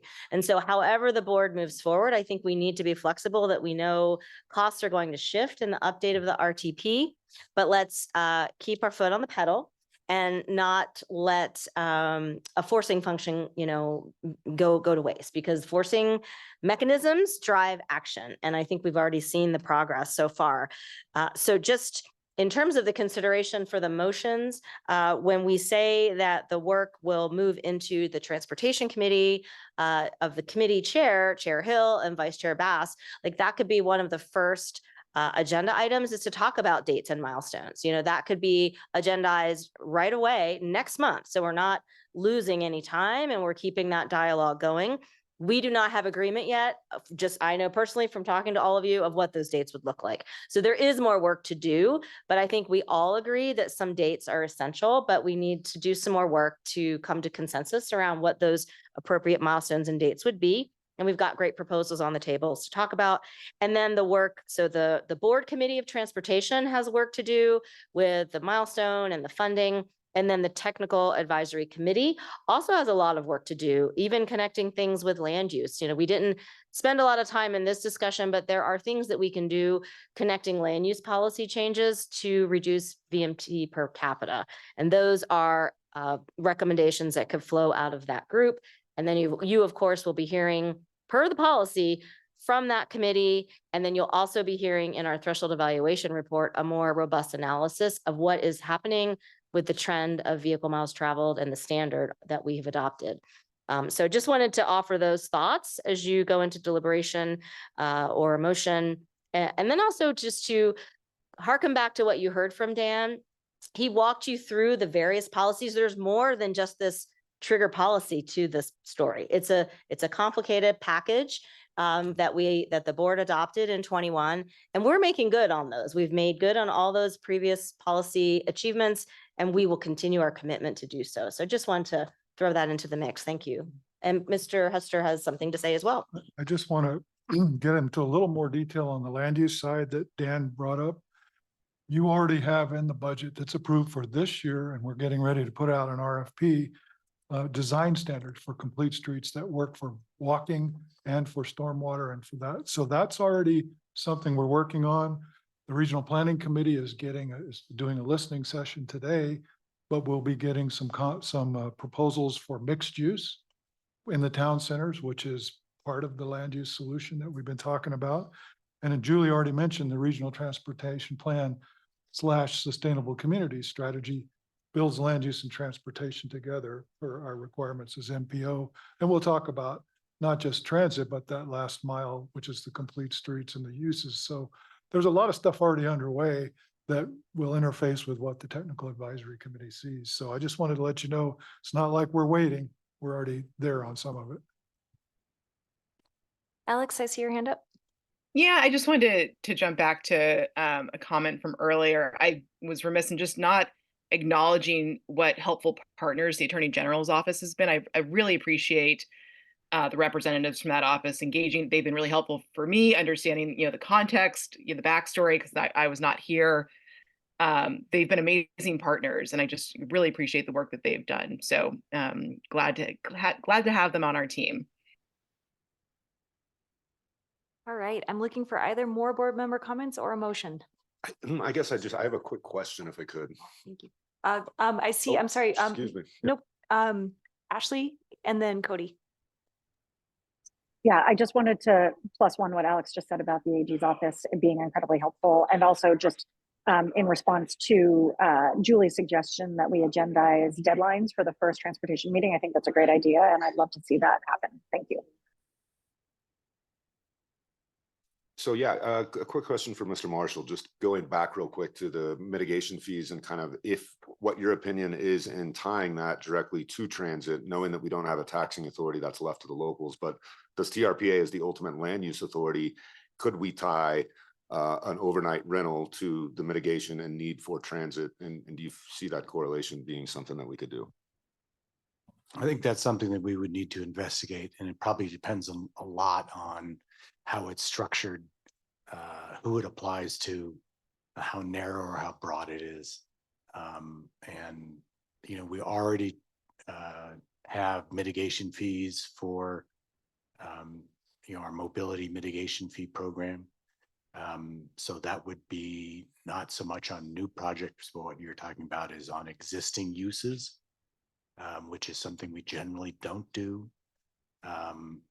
So it would, I think, take some further analysis to get to a solid answer on that. Great.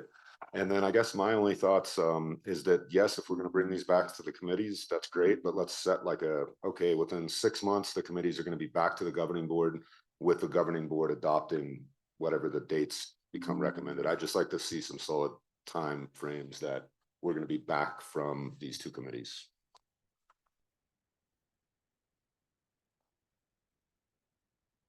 Ms. Loomer? Yeah, and I guess, adding on that, it would also just be good, I think, for our own sake and for the sake of our partners to understand, in the future, if targets aren't met, if we're not making our goals, are there repercussions? Are we just going to move the dates yet again? I mean, what's the point of deadlines if we're not going to be holding them up? So it would be great to just dive into that the next time we bring these up in the meeting.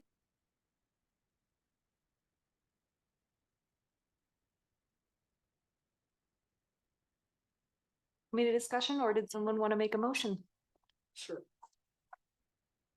Madam Vice Chair, I move to direct the agency to continue to support the implementation of the 777 framework while working with local, regional, state, and federal partners to refine the overall funding approach and establish appropriate milestones. Want to take these separately, John, or together? Doesn't matter. Separately, please. Okay. Okay, thank you. And just as a reminder, I do need an affirmative vote from 4 board members from each state for this to pass. Any discussion on this motion? I guess my only question would be, what about the date of when we're gonna come back? That's the second motion. Okay. Any other discussion? Okay, Maria, can you please call the roll? Ms. Alding, Yes. Mr. Bass, Yes. Ms. Bowman, Yes. Ms. Conrad Seda, Yes. Ms. Dis, Yes. Ms. Faustinos, Yes. Ms. Hill, Yes. Mr. Honigman, Yes. Mr. Rice, Mr. Ferry, Yes. Mr. Settlemyre, Yes. Ms. Loomer, No. Ms. Gustafson, Yes. Ms. Williamson. Yes. Okay, Madam Vice Chair, that motion passes. Thank you. And go ahead, Ms. Aldine. A motion to direct continued engagement with the TRPA Transportation Committee and the Transportation Performance Technical Advisory Committee and programmatic experts to adaptively manage and policy the policy framework to address concerns raised by stakeholders and the board, including a review of the project impact assessment process and exemption of public service projects. Both committees shall report back to the governing board with their recommendations within 6 months. Discussion on that motion? Ms. Faustinos? Just one clarifying question, that this work will include also assessing the projected financial obligations, incurring cost escalations and all to the 7-7 formula. Madam Chair, may I answer the question? That work will not be done in 6 months, the financial, because that is part of the regional transportation plan. So that will carry into 2025. But if we can let the motion stand, we can get back to you with a better estimate. Is that consistent with your understanding? Yeah, yes, Okay. because the RTP has to include project list, funding, tools, all of that. So Thank you. Okay, any further discussion? Alex, your hand's up. Yeah, I'm just trying to figure out if we can make a motion to put a date. I don't know if it'd be more appropriate in this one, but to the point that Mr. Bass made about having a firm deadline where we could insert a date into one of these. So I think the current motion yeah. has a date to report back.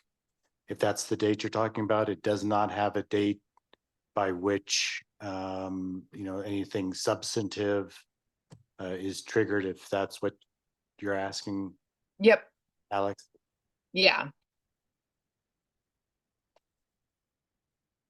My comment would be that really depends on the recommendation that comes forward from both committees. I mean, I think at that point, when it comes back to the board within that 6-month framework, included in that report will be some recommended deadlines and milestones. I guess only one thought, maybe one way to further that is that we put a year, that if we as a governing board hadn't adopted to the recommendations or new policy, that in a year we would consider the trigger again. And that just maybe gives strength to 6 months for the recommendations to come back, gives us another 6 months to actually adopt it. And if we didn't, then the trigger would still be would still exist essentially. There's no, regarding the trigger,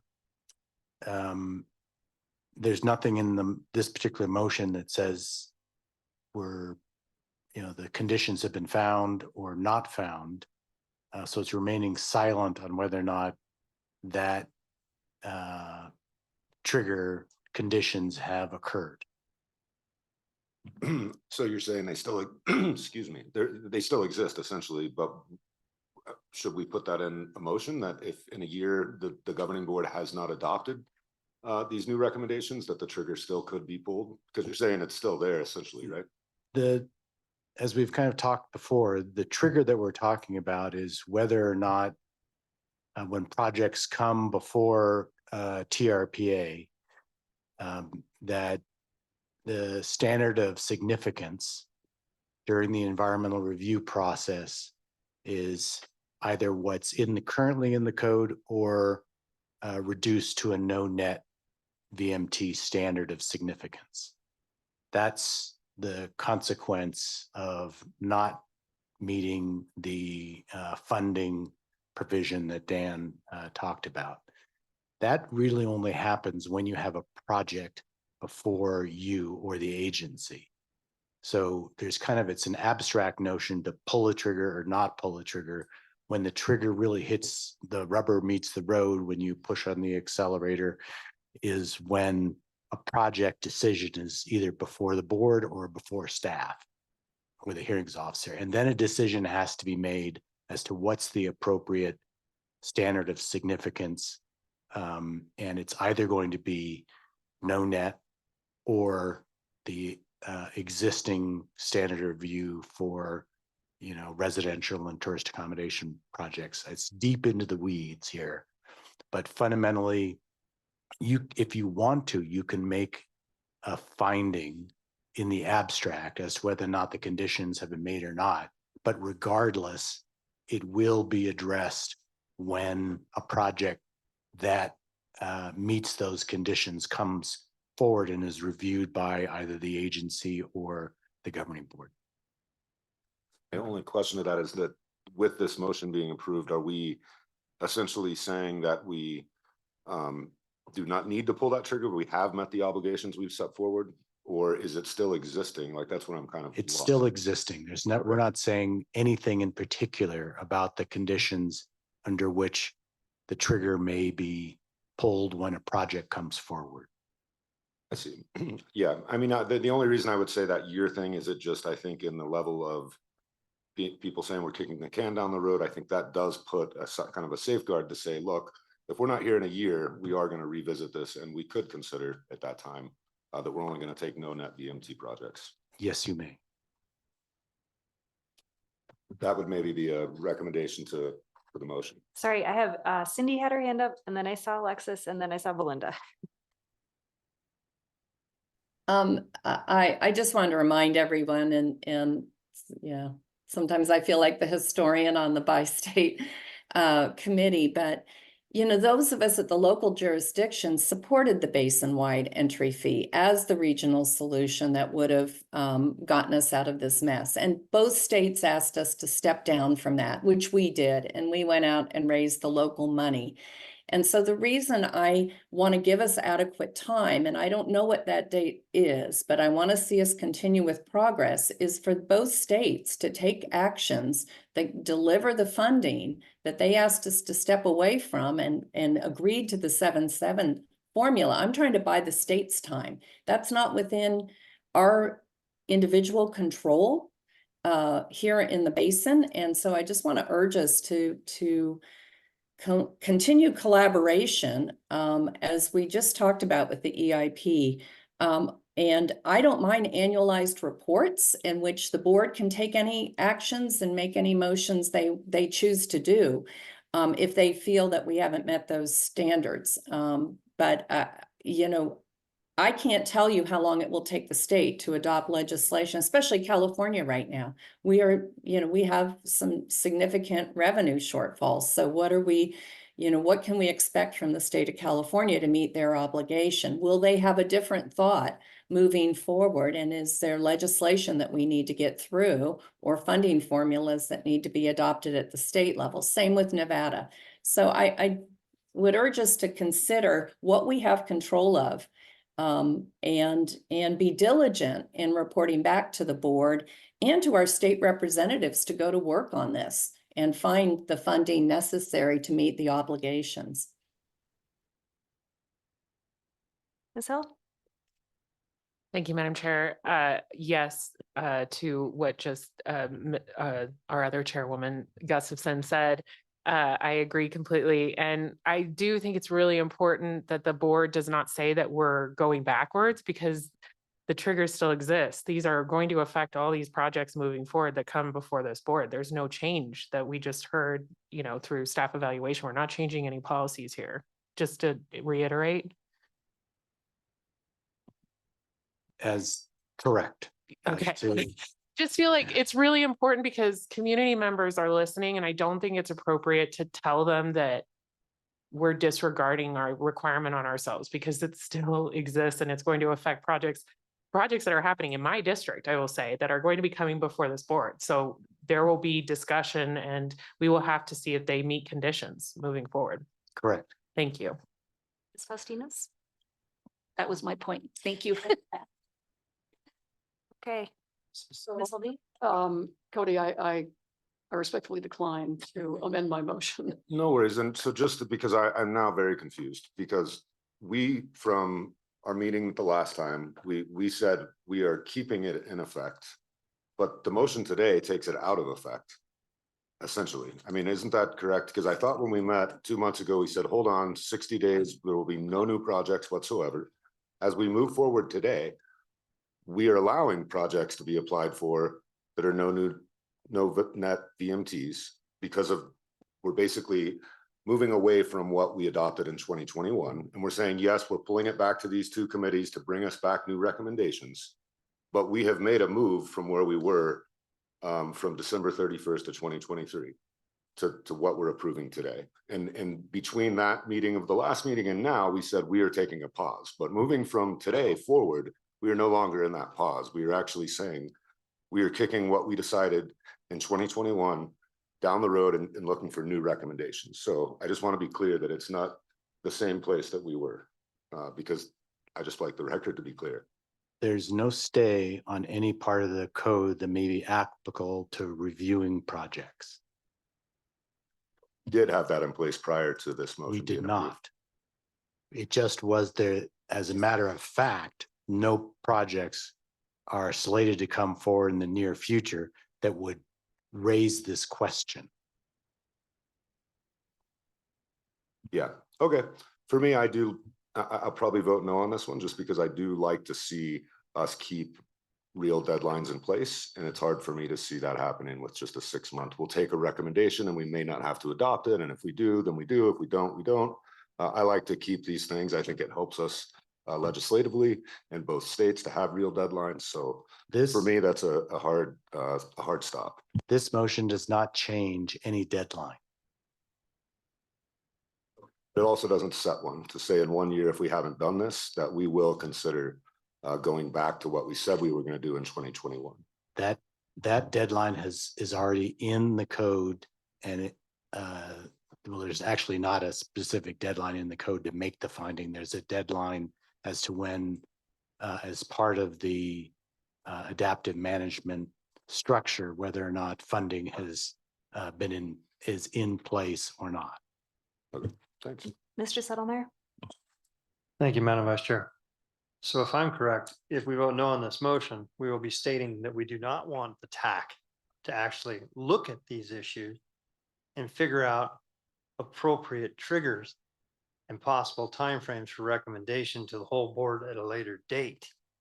Because I do have a lot of discussion about some of these triggers don't appropriately hurt, per se, the bad actor or the person or entity or side or state or county or city or whatever who's not appropriately putting forth the money. Instead, we will potentially be just stopping environmental gains and stopping projects that are currently contributing to bad lake clarity. I hope I've said that correctly. Voting no on this, voting yes or no on this motion will not affect the directly the criteria under which projects are reviewed. At some point, a project's going to come forward that probably meets one of the classifications for which the trigger would have changed the standard of significance. That doesn't necessarily mean that that project can't move forward. It means it has to either get to the standard of no net VMT, or it has to be a project, and this is going to be kind of technical, and I don't even know I should go down this road, but this is the way that an environmental documentation, and if you're familiar with CEQA, how CEQA works, is that if it's a impact, let's say it's a residential project within a town center, and the impact that we're trying to mitigate is VMT, it generates additional VMT that can't be mitigated. If the project, in fact, is not inconsistent with achieving thresholds, which is measured by our threshold, which is VMT per capita, not just straight VMT, the board or staff can suggest that this board make conditions of overriding considerations that if, for example, there are multiple other environmental benefits and the project has exhausted its feasible mitigation and other alternatives, then that project can be allowed to move forward. So this is not, the trigger does not create a moratorium on projects. It creates a condition of review that has to be met, and the projects that will get cut up and probably be stopped if the trigger, or if the trigger happens, are those projects outside of town centers that create additional VMT that can't be mitigated, and that the location of the project does not promote per capita reductions in VMT. And that trigger is pulled, essentially. I mean, that's where we are today, right? No. Is what you said. No. No, the trigger has not been pulled. The board has not made a determination Yeah. as to whether or not the conditions have been met or not met. The board, through these motions, is choosing not to make that finding one way or the other. The finding will have to be made, though, when a project is brought forward that that has the impact that's discussed within the trigger and the standards of significance. Thank you. With that, if I could follow up, Madam Chair, Please Vice go Chair. So basically, though, what is properly before us, the motion that's properly before us is, do we want the TAC to continue to look at these issues and concerns? Correct. And that's what I guess what I was trying to state, that if we vote no and it fails, then the TAC's not going to look anymore. I think Julie wanted to weigh in, and then Mr. Bass. Yep. Thank you, Madam Chair. Julie Reagan, TRPA Director. And I just appreciate the technical nature of this discussion, and it is complicated, but Mayor Bass, the Transportation Committee and the first item of business with Member Hill as the chair can discuss that timeline, and so I think what you're hearing in the motion is a commitment to bring back these recommendations, which we think are important because there are refinements that are necessary. So that is the purview of the committee to come back to the board immediately. Great. And so again, it's not to say that I don't support it going back to the technical committee. I do. I just want to see that in a year, if we're not here as a governing board, we will reconsider pulling the trigger. I'm not trying to say we don't go back to the technical committee. I just want that added to the motion, and I can support the motion. But I do not want to see us just say we're not going to consider pulling that trigger. I think that it is a political carrot that can give us what we need in both the states and keeps the governing board, frankly, on what I'd like to see is get transit funds that are O&M that maybe are VHRs, maybe they're from some other source, but it allows us all to do that and keeps this happening. So for me to support it, I need to see that. And maybe it's 18 months. I'm not saying that maybe we need 2 years if we want to have that discussion, because I know Nevada legislature is a 2-year cycle. So I'm open to those things, but I don't want to just see us forever throw this out the window. And I think that that the public and a lot of other people, that when we talk about our credibility and different things, I think it's incredibly important that we have these triggers. Take to support the motion. I think at this point, we have a motion on the floor that Ms. Aldine is not amending at this time. So let's see where that goes, and then we'll go from there. Maria, can you call the roll, please? Mr. Bass, No. Miss Aldine, Yes. Ms. Conrad Seda, Yes. Ms. Bowman, Yes. Ms. Faustinos, Yes. Ms. Dis, Yes. Mr. Honigman, Yes. Ms. Hill, Yes. Mr. Ferry, Yes. Mr. Rice, Ms. Loomer, No. Mr. Settlemyre, Yes. Ms. Gustafson, Yes. Ms. Williamson. Yes. Madam Vice Chair, that motion passes. Thank you all. That moves us on to agenda item 7, which is reports. Executive Director Reagan, can you please give us the Executive Director status report? Yes, thank you, Madam Chair. Again, Julie Reagan, TRPA's Executive Director. Well, first, thank you all for that discussion. As we said, it gets complicated fast, but we're going to continue to keep that pressure going forward, just to rest assured, from staff's perspective, we take this really seriously. So thanks for that item and that great discussion. I first will go to the next slide. Wanted to turn this over to Shannon Friedman, who's a principal planner at TRPA. This item is related to Round Hill Pines Resort. If you were on the board a few years ago, you might remember that we toured this site before the project was under construction. And when the board took action on this permit, there was a permit condition to come back after the project was completed with an update on safety. And I will let Shannon do that. This is just information, but I really just wanted to elevate that and thank Shelley Aldine, who was one of the makers of that motion at the permit condition vote a few years back.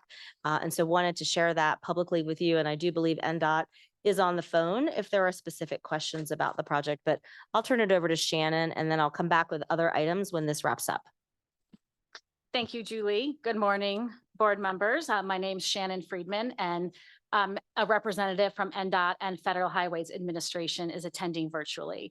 Before I get started, I do want to acknowledge that since the agenda and packet was posted, there was a slight change to the traffic data that NDOT submitted, which resulted in a minor change to the staff report, and that was submitted through an errata yesterday. So I just wanted to acknowledge that before we got started. And just a little background and context, since we do have new board members and it has been a while since we've talked about this project.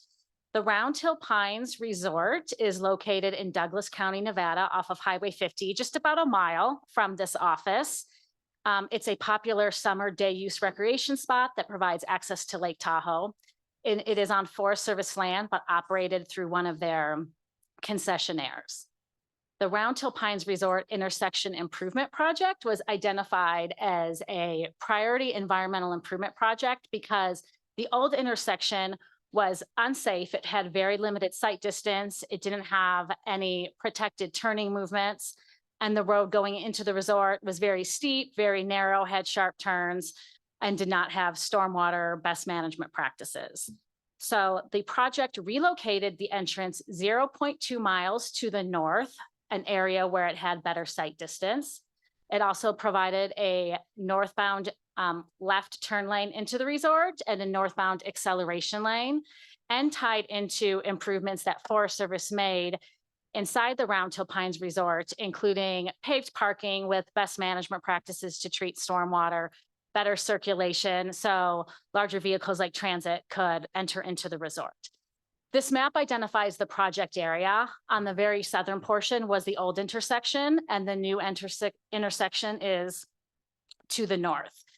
Just north of the new intersection is Sierra Sunset Lane, which is a private road that provides access to 3 residences and some accessories to those residential units. During the planning process of this project, those property owners raised some concerns about the project. Their concerns were that the relocated entrance was moved closer to their road And they were concerned that that may have some adverse impacts on their ingress and egress out of their route. Next slide, please. The governing board approved the project in October of 2021.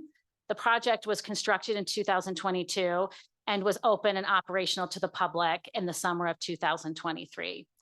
During the board meeting, there was a lot of discussion amongst governing board and staff members about the concerns that were raised by the residents off of Sierra Sunset Lane.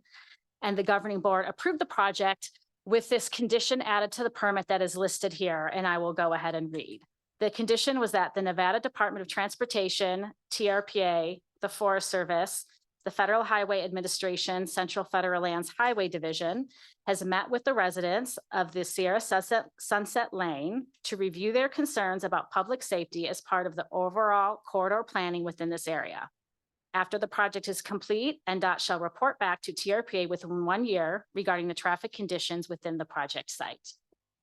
In November of 2021, the project team that was listed here did meet with the residents of Sierra Sunset Lane to further discuss their concerns. And I will note that they had raised these concerns before, and the project team had met with them at various times throughout the planning process.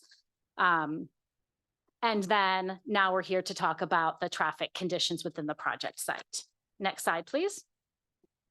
So NDOT analyzed a 0.72 mile segment of highway that included the project area and a buffer on both sides to analyze. They looked at annual average daily traffic counts as well as accidents, both before the project, so in 2021, and after the project in 2023. Before the project, there was 21,100 annual average daily traffic counts. And after the project, there was 20,900 annual average daily traffic counts. That is not a significant change in traffic. And that's what we expected. We wouldn't really expect a project like this that isn't changing the use of a site or increasing capacity to change the traffic counts on a highway like Highway 50. That's a 4-lane main highway. There were 4 accidents before the project that's identified by the red stars on this map. And after the project, there were 2 accidents identified by the blue stars on the map. That is a 50% reduction in accidents. And I will note that that reduction brings both property damage only and injury crashes to below the Nevada state average, whereas the 4 accidents were above the Nevada state average for a road like this.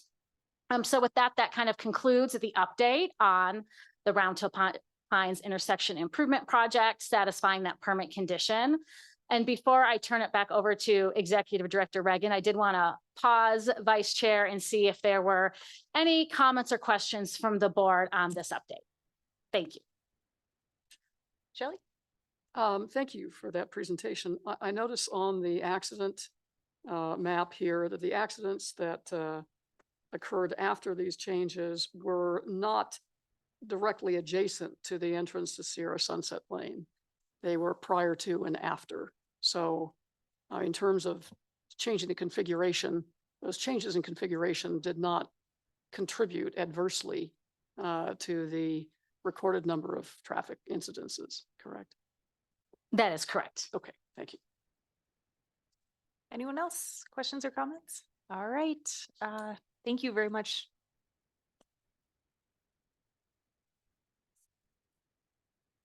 And I think, Julie, did you have Yes, anything else? I do. Thank Okay. you. I will jump back in, Madam Chair. Thank you again, Julie Reagan, for the record, the TRPA Executive Director. A couple more highlights of things of note. We have at the Environmental Improvement Program Committee meeting, we talked extensively about the Lake Tahoe Restoration Act as the federal share vehicle of the Environmental Improvement Program and the great work that Team Tahoe did in the nation's capital. But I do have another photo that shows the members of that team, and we'll be happy, to put a caption under this with all the organizations and representatives to be transparent with the public. We had a question about that in public comment, but it was a wide swath of our community, and it was historic in many ways.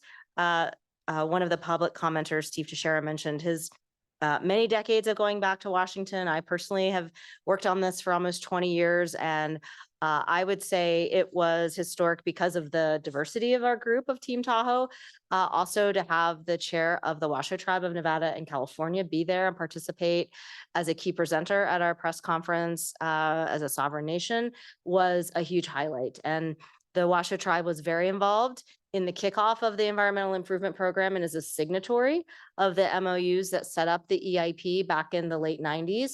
And the chairman made it very clear that he intends for the tribe to be as engaged then, if not more so going forward. And so we're really pleased as TRPA staff to be able to work with the tribe in executing the Environmental Improvement Program and getting the tribe more engaged in projects such as Meeks Bay. And we have some future field trips identified to talk about that with you so that you can learn more about it. But it was an incredible opportunity for Tahoe to make a lake splash, as I like to say, in the capital amidst a lot of other competing priorities. But we had member level participation.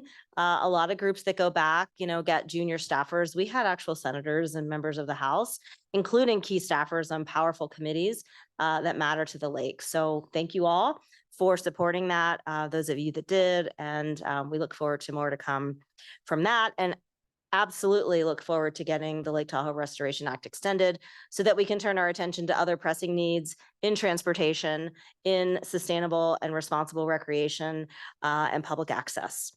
I will take the next slide. Another highlight, we talked a little bit about mitigation funds. Tracy Campbell did an extraordinary job, as she always does, explaining mitigation funds to the Operations and Governance Committee. And being in the public eye for the last 20 years, I get a lot of questions and our staff get a ton of questions. What happens with these mitigation dollars when we do a project? And they go back to local jurisdictions to buy street sweepers or to build bus shelters or to contribute, in many ways to the Environmental Improvement Program and to achieving our environmental thresholds. But this particular project is one that has been a gleam in the eye for decades and decades. The Motel 6 property on Highway 50, as you drive toward the Y on the South Shore, has been a high acquisition target of the California Tahoe Conservancy.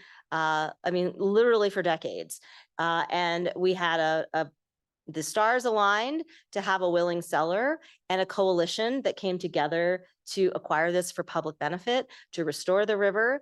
If you can see on the right, the map, you can see the area. It's right behind me here. The acquisition is that little bubble in yellow to the right, and you can see how it bifurcates the whole wetland. At one time, the Upper Truckee was one of the largest wetlands in the Sierra Nevada, and before it was disturbed. And of course, we've developed all around it, and steadily our partners at the Conservancy, the Forest Service, even the Bureau of Reclamation and the Army Corps and California State Parks have been steadily marching through 30 different projects to restore the river and to improve lake clarity and habitat in the basin. It's the largest drainage into the lake and the biggest contributor of sediment. So this has been a high priority from not only a water quality benefit, but also public recreation and access and scenic resources and habitat. And so to be able to come together, the Conservancy was able to pull together funds from the Conservancy, from State of California, multiple funding sources, the Wildlife Conservation Board, private contributions from philanthropy, from the Tahoe Fund, and then TRPA collected $3.5 million of mitigation funds of projects over the years, private parcel projects that were used to support this acquisition. So the Conservancy has done an incredible job in managing a very complicated real estate deal.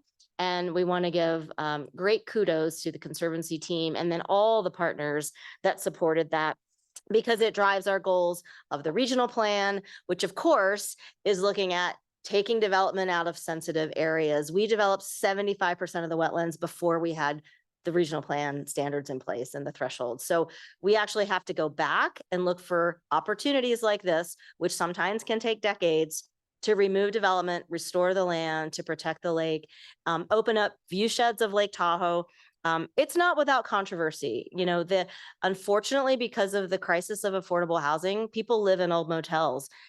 That is not acceptable. And that is, I think, what this board has said to us, that it's not acceptable, the condition of housing that we have in our community.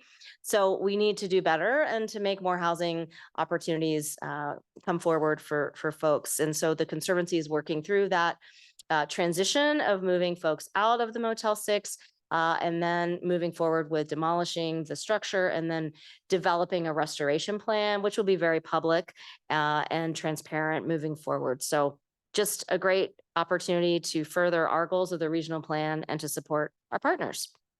And then I have another slide with some upcoming topics of the board. That's a picture from last year's board retreat. We have a board retreat coming forward on May 23rd, and I look forward to spending more focused quality time to be strategic together as a group. And we are still nailing down the location. It will be on the California side because last year we were in Incline Village in Nevada on the beautiful campus of the Science Center. So stay tuned for that. So I wanted to make sure you have that. We have a couple of really exciting projects coming that I think you'll be looking forward to. We have a solar project coming from South Tahoe Public Utility District. Next month, our climate code, a climate dashboard that we're bringing forward, our active transportation plan, which is like our bike and pedestrian plan. You'll be hearing from our transportation experts, the kickoff of the update of our regional transportation plan, which we were just talking about, forest health update as we move into the upcoming wildfire season, just to name a few. So some really exciting topics coming forward that I think will address what I've heard from many of you that you're eager to get into. So we're eager to bring them your way. I do want to have an official welcome to one of our new staffers. So come on up, Chad Cox. Some of you got to, yeah, right there is perfect. Some of you got to meet Chad this morning at our Operations and Governance Committee. And a big thank you to Brendan Ferry, who is the alternate for member Lane. Brooke Lane was not able to be here today. Thank you for chairing that committee. You did a great job. It was all good. It was early. It was nice to have our chair of our advisory planning commission chairing ops, but we got to meet Chad and I wanted to give him a chance to say hello to you, but we've been looking for a new chief financial administrative officer for some time. I finally was out of denial with the fact that Chris Kyler was retiring. And once I came to grips with that, we were able to find Chad, and Chad brings a wealth of experience. I think he said he moved to the area a couple decades ago. He came to ski and stayed for 20 years with his wonderful family, and comes from the private sector in Bentley, Nevada and GE, and has an incredible strategic mind for finance. And just said at our budget meeting in Nevada, he's taking 12 years of experience of Chris Kyler and distilling that into a couple of weeks. Yep. So good luck with that. But I did want to welcome you officially. You'll be working, of course, with the operations committee, but wanted to have the opportunity for you to say hello to the full governing board. Great. Thank you. And once again, Chad Cox. Yeah, I started here 20 years ago out of college. So I've been in Douglas County for 20 years with GE. Which was Bentley, Nevada, for that whole time. The last 12 years or so of my tenure there, I was the chief financial officer for Bentley. So I come with that background. I'm also plugged into the community.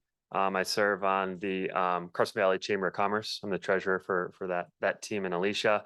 I sit on as a fiduciary board member for Life Point Church down in the Valley. And then for some time, I supported as treasurer and other things within the Business Council of Douglas County on Renee Louie's team. So I'm definitely passionate about the community. I would love to be able to, and the reason I accepted this position is to really kind of take that corporate finance experience along with passion to the community, hopefully benefit Lake Tahoe. So that's why I'm here, why I'm excited. And I am looking forward to the transition from corporate into public service. So I'm excited, and thanks for having me today. So thanks. Thank you and welcome. Great. Thank you, Chad. And one of the most fun things of the transition from Chad to Chris is that there is a Michigan State University rivalry with University of Michigan. So come on up, Chris. Go blue. So we are delighted that Chad had found us and that we found Chad. And I think he hit it right. He was very excited in the interview to support our mission. And that continues to be our competitive advantage as an employer, the mission to protect Lake Tahoe and support our communities. So we're happy to have him. But the time has come to say goodbye to Chris Kyler, who has served the agency for 12 years and had a very similar path to get to us as Chad, coming from the private sector from Hughes Electronics and Trucks, and worked in Carson Valley for many years, and has really allowed TRPA to be one of the most respected fiscal managers in the basin. And looking at everything from our clean audits to our fiduciary and our fiscal agency for millions of dollars of projects that are getting on the ground to support our environmental thresholds in support of our mission and our compact. And our partners rely on that because we have an incredible staff that Chris and Kathy Salisbury have built over the last decade together. And they're respected. And that shows in the work that we do every day. And that makes a difference for the lake and for our communities. And Chris has just been quietly doing his work over these years. Even if you just look at the building that we're in, which we purchased at the top of the market, more than 15 years ago, and refinancing that debt so that it wasn't an anchor around our neck. And we were able to free up resources to better fulfill our mission. That's only one of myriad examples of the incredible work that Chris has done and the finance team has done. So we just wanted to say officially thank you. I'm sure the board wants to jump in as well. But Chris, would you like to say a few words? Sure. How much time do I have for rebuttal on this now? I should have thought, and I should have worn my national championship sweatshirt, so to enhance that rivalry a little bit. I did start here a little over 12 years ago, just about the same time that John Hester did. And I'm not transitioning to leave to another job or anything like that. It's time for me to go ahead and into retirement. So I'm looking back over my career, and in my career, I've had a lot of different jobs, but I've only really had 2 organizations that I ever worked for more than a decade. And in both cases, it's the same reason, because they were organizations that I was really proud to be a member of and proud to participate in bringing the kind of success that we brought here. We may all come from different political backgrounds. We may all come from different social economic backgrounds, but we all agree that this is a wonderful place. And we're all charged to try to make it better. You're following in the footsteps of others who've gone before you, and others will follow in your footsteps when it's time for you to go by. And let's just keep focused on that and making this a great place, because it is a wonderful place.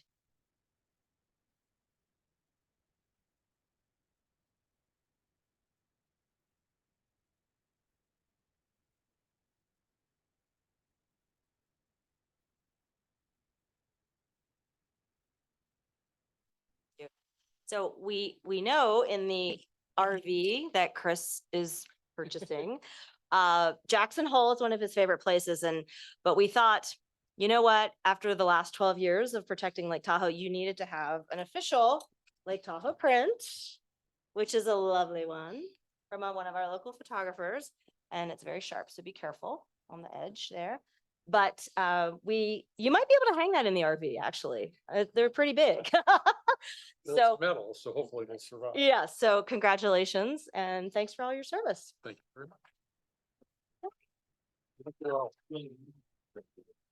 Oh, okay. That's good. One side of that. 1, 2. Thank you.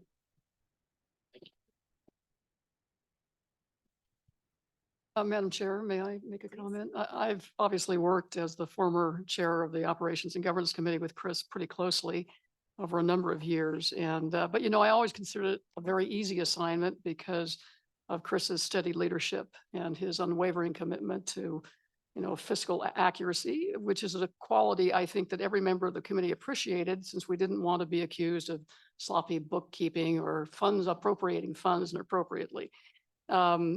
So Chris, you'll be missed. Brooke I'm sure has your phone number on speed dial. So as you motor across the country in your new RV, be sure that you're in a no cell phone coverage area on governing board meeting days. So with that, thank you for your service. I didn't get a chance to say thank you to Chris during the operations board committee meeting. And I wanted to say it's been just an honor to work with you. You're a consummate professional, and I really appreciate the time that you took to go to the governor's chief of staff to support funding for TRPA this last session. And without your knowledge and background, I don't think we would have had such a successful meeting. So thank you for your commitment to engage in those processes as well. So congratulations on your retirement. And I would just like to echo that, Chris, your steady hand and just complete grasp of the budgets, the numbers, and always being calm, cool, collected, and professional has served this agency so well. So thank you for everything that you gave us. And Madam Chair, that concludes my report. I will announce that we do have lunch for the board. We will take a break and then the Regional Planning Committee will begin after lunch. How about 5 minutes till 1? Julie, that Chris is entitled to a standing ovation, don't you think? Yes.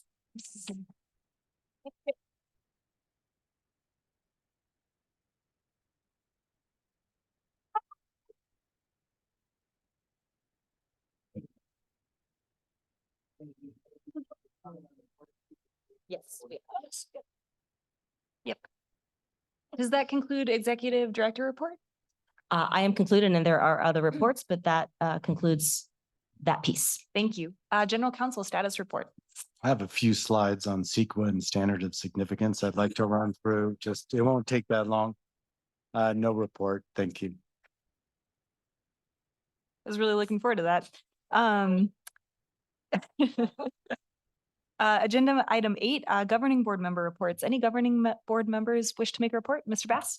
Yeah, I'd just like to make a report. I know there has been some comments from one of our council members on the Motel 6 project, and I just wanted to put it on the record that the majority, 4 of our council members very highly support this project and are really proud to see it happen.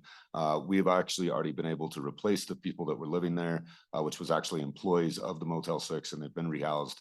But we see the majority of our council see this as a great opportunity. We have a lot of other housing opportunities that aren't in a marsh that won't impede on us protecting Lake Tahoe. So I just wanted to say that from the majority of our council. And then just a quick question as a status update. I know it was probably 4 meetings ago. I asked about agendizing a discussion around looking at the residential units of use on VHRs compared to the TAUs or possibly a new TAU that would apply to those. But as we're looking at possible funding, I think that it would be good to have both of those things happening side by side, because I think it would take both. And I know we don't have an agenda planning calendar like we do at City Council, so I don't know where we are on those things. So I was just curious to that. We're actually addressing scalable development rights, which includes that as part of the phase 3 housing strategic priority. So it's already in the works. Just wanted an update. Thank you. Any other board member reports? Okay, committees, any committee reports? Ms. Fastinas? Yes, we did have a meeting this morning of the EIP committee, and it went extraordinarily well. Got an update on the LTRA, all the efforts that we heard about today in terms of getting that extended. And we hope to have potentially either a virtual tour or an in-person tour of some of the EIP sites in conjunction with our May meeting. That's it. Thank you. All right, that brings us then, if no other reports from the board, to our final closing public comment. This is our general public interest comment period. Any member of the public wishing to address the governing board on any item listed or not listed on the agenda, including items on the consent calendar, may do so at this time. Individuals or groups who have already commented on items listed on the agenda are not permitted to comment on that same topic. The governing board is prohibited by law from taking immediate action or discussing issues raised by the public during this comment period. We'll hear comments on any single topic not on the agenda for up to but not to exceed 30 minutes. We will hear as many unique comments as possible, and we will hear comments for up to but no more than a total of 60 minutes. Written comments received by 4 p.m. yesterday were forwarded to the board members before the meeting start time. Late comments may be distributed and posted after the meeting. All unheard comments can be submitted via email to publiccomment@trpa.gov. Please include the meeting information and agenda item in the subject line of your email. So at this time, we already have somebody up for public comment. We'll start in the room. Please go ahead, Mr. Tashara. Thank you, Madam Vice Chair and members of the governing board. I wanted Steve to share on behalf of Sustainable Community Advocates in Tahoe Chamber. I wanted to give the board a preview of the comment I will make at the next Transportation Committee meeting, which is that it's patently unfair that this trigger discussion only has a trigger on one sector, not all of the sectors. So we'll expand on that at the next committee meeting, but I appreciate the comment that was made by one of the board members that who are we punishing and why are we punishing? Thank you. Anyone else in the room wishing to make public comment, please come up.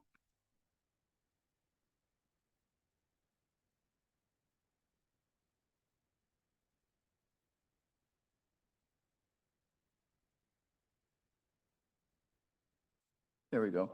John Messina speaking for myself. I hate to criticize you. You do a lot of good work. And I know it's a lot of effort, but in 55 years, you've not addressed one of the most significant housing problems in the entire basin.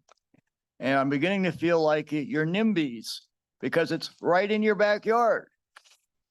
Douglas County used to have 50 affordable housing units. That was all of them for their entire county right down the street here. But they allowed them to go to market rate housing. Right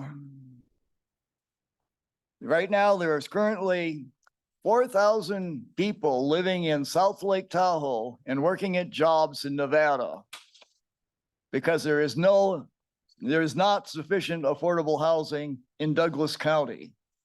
And you really need to direct some efforts at that.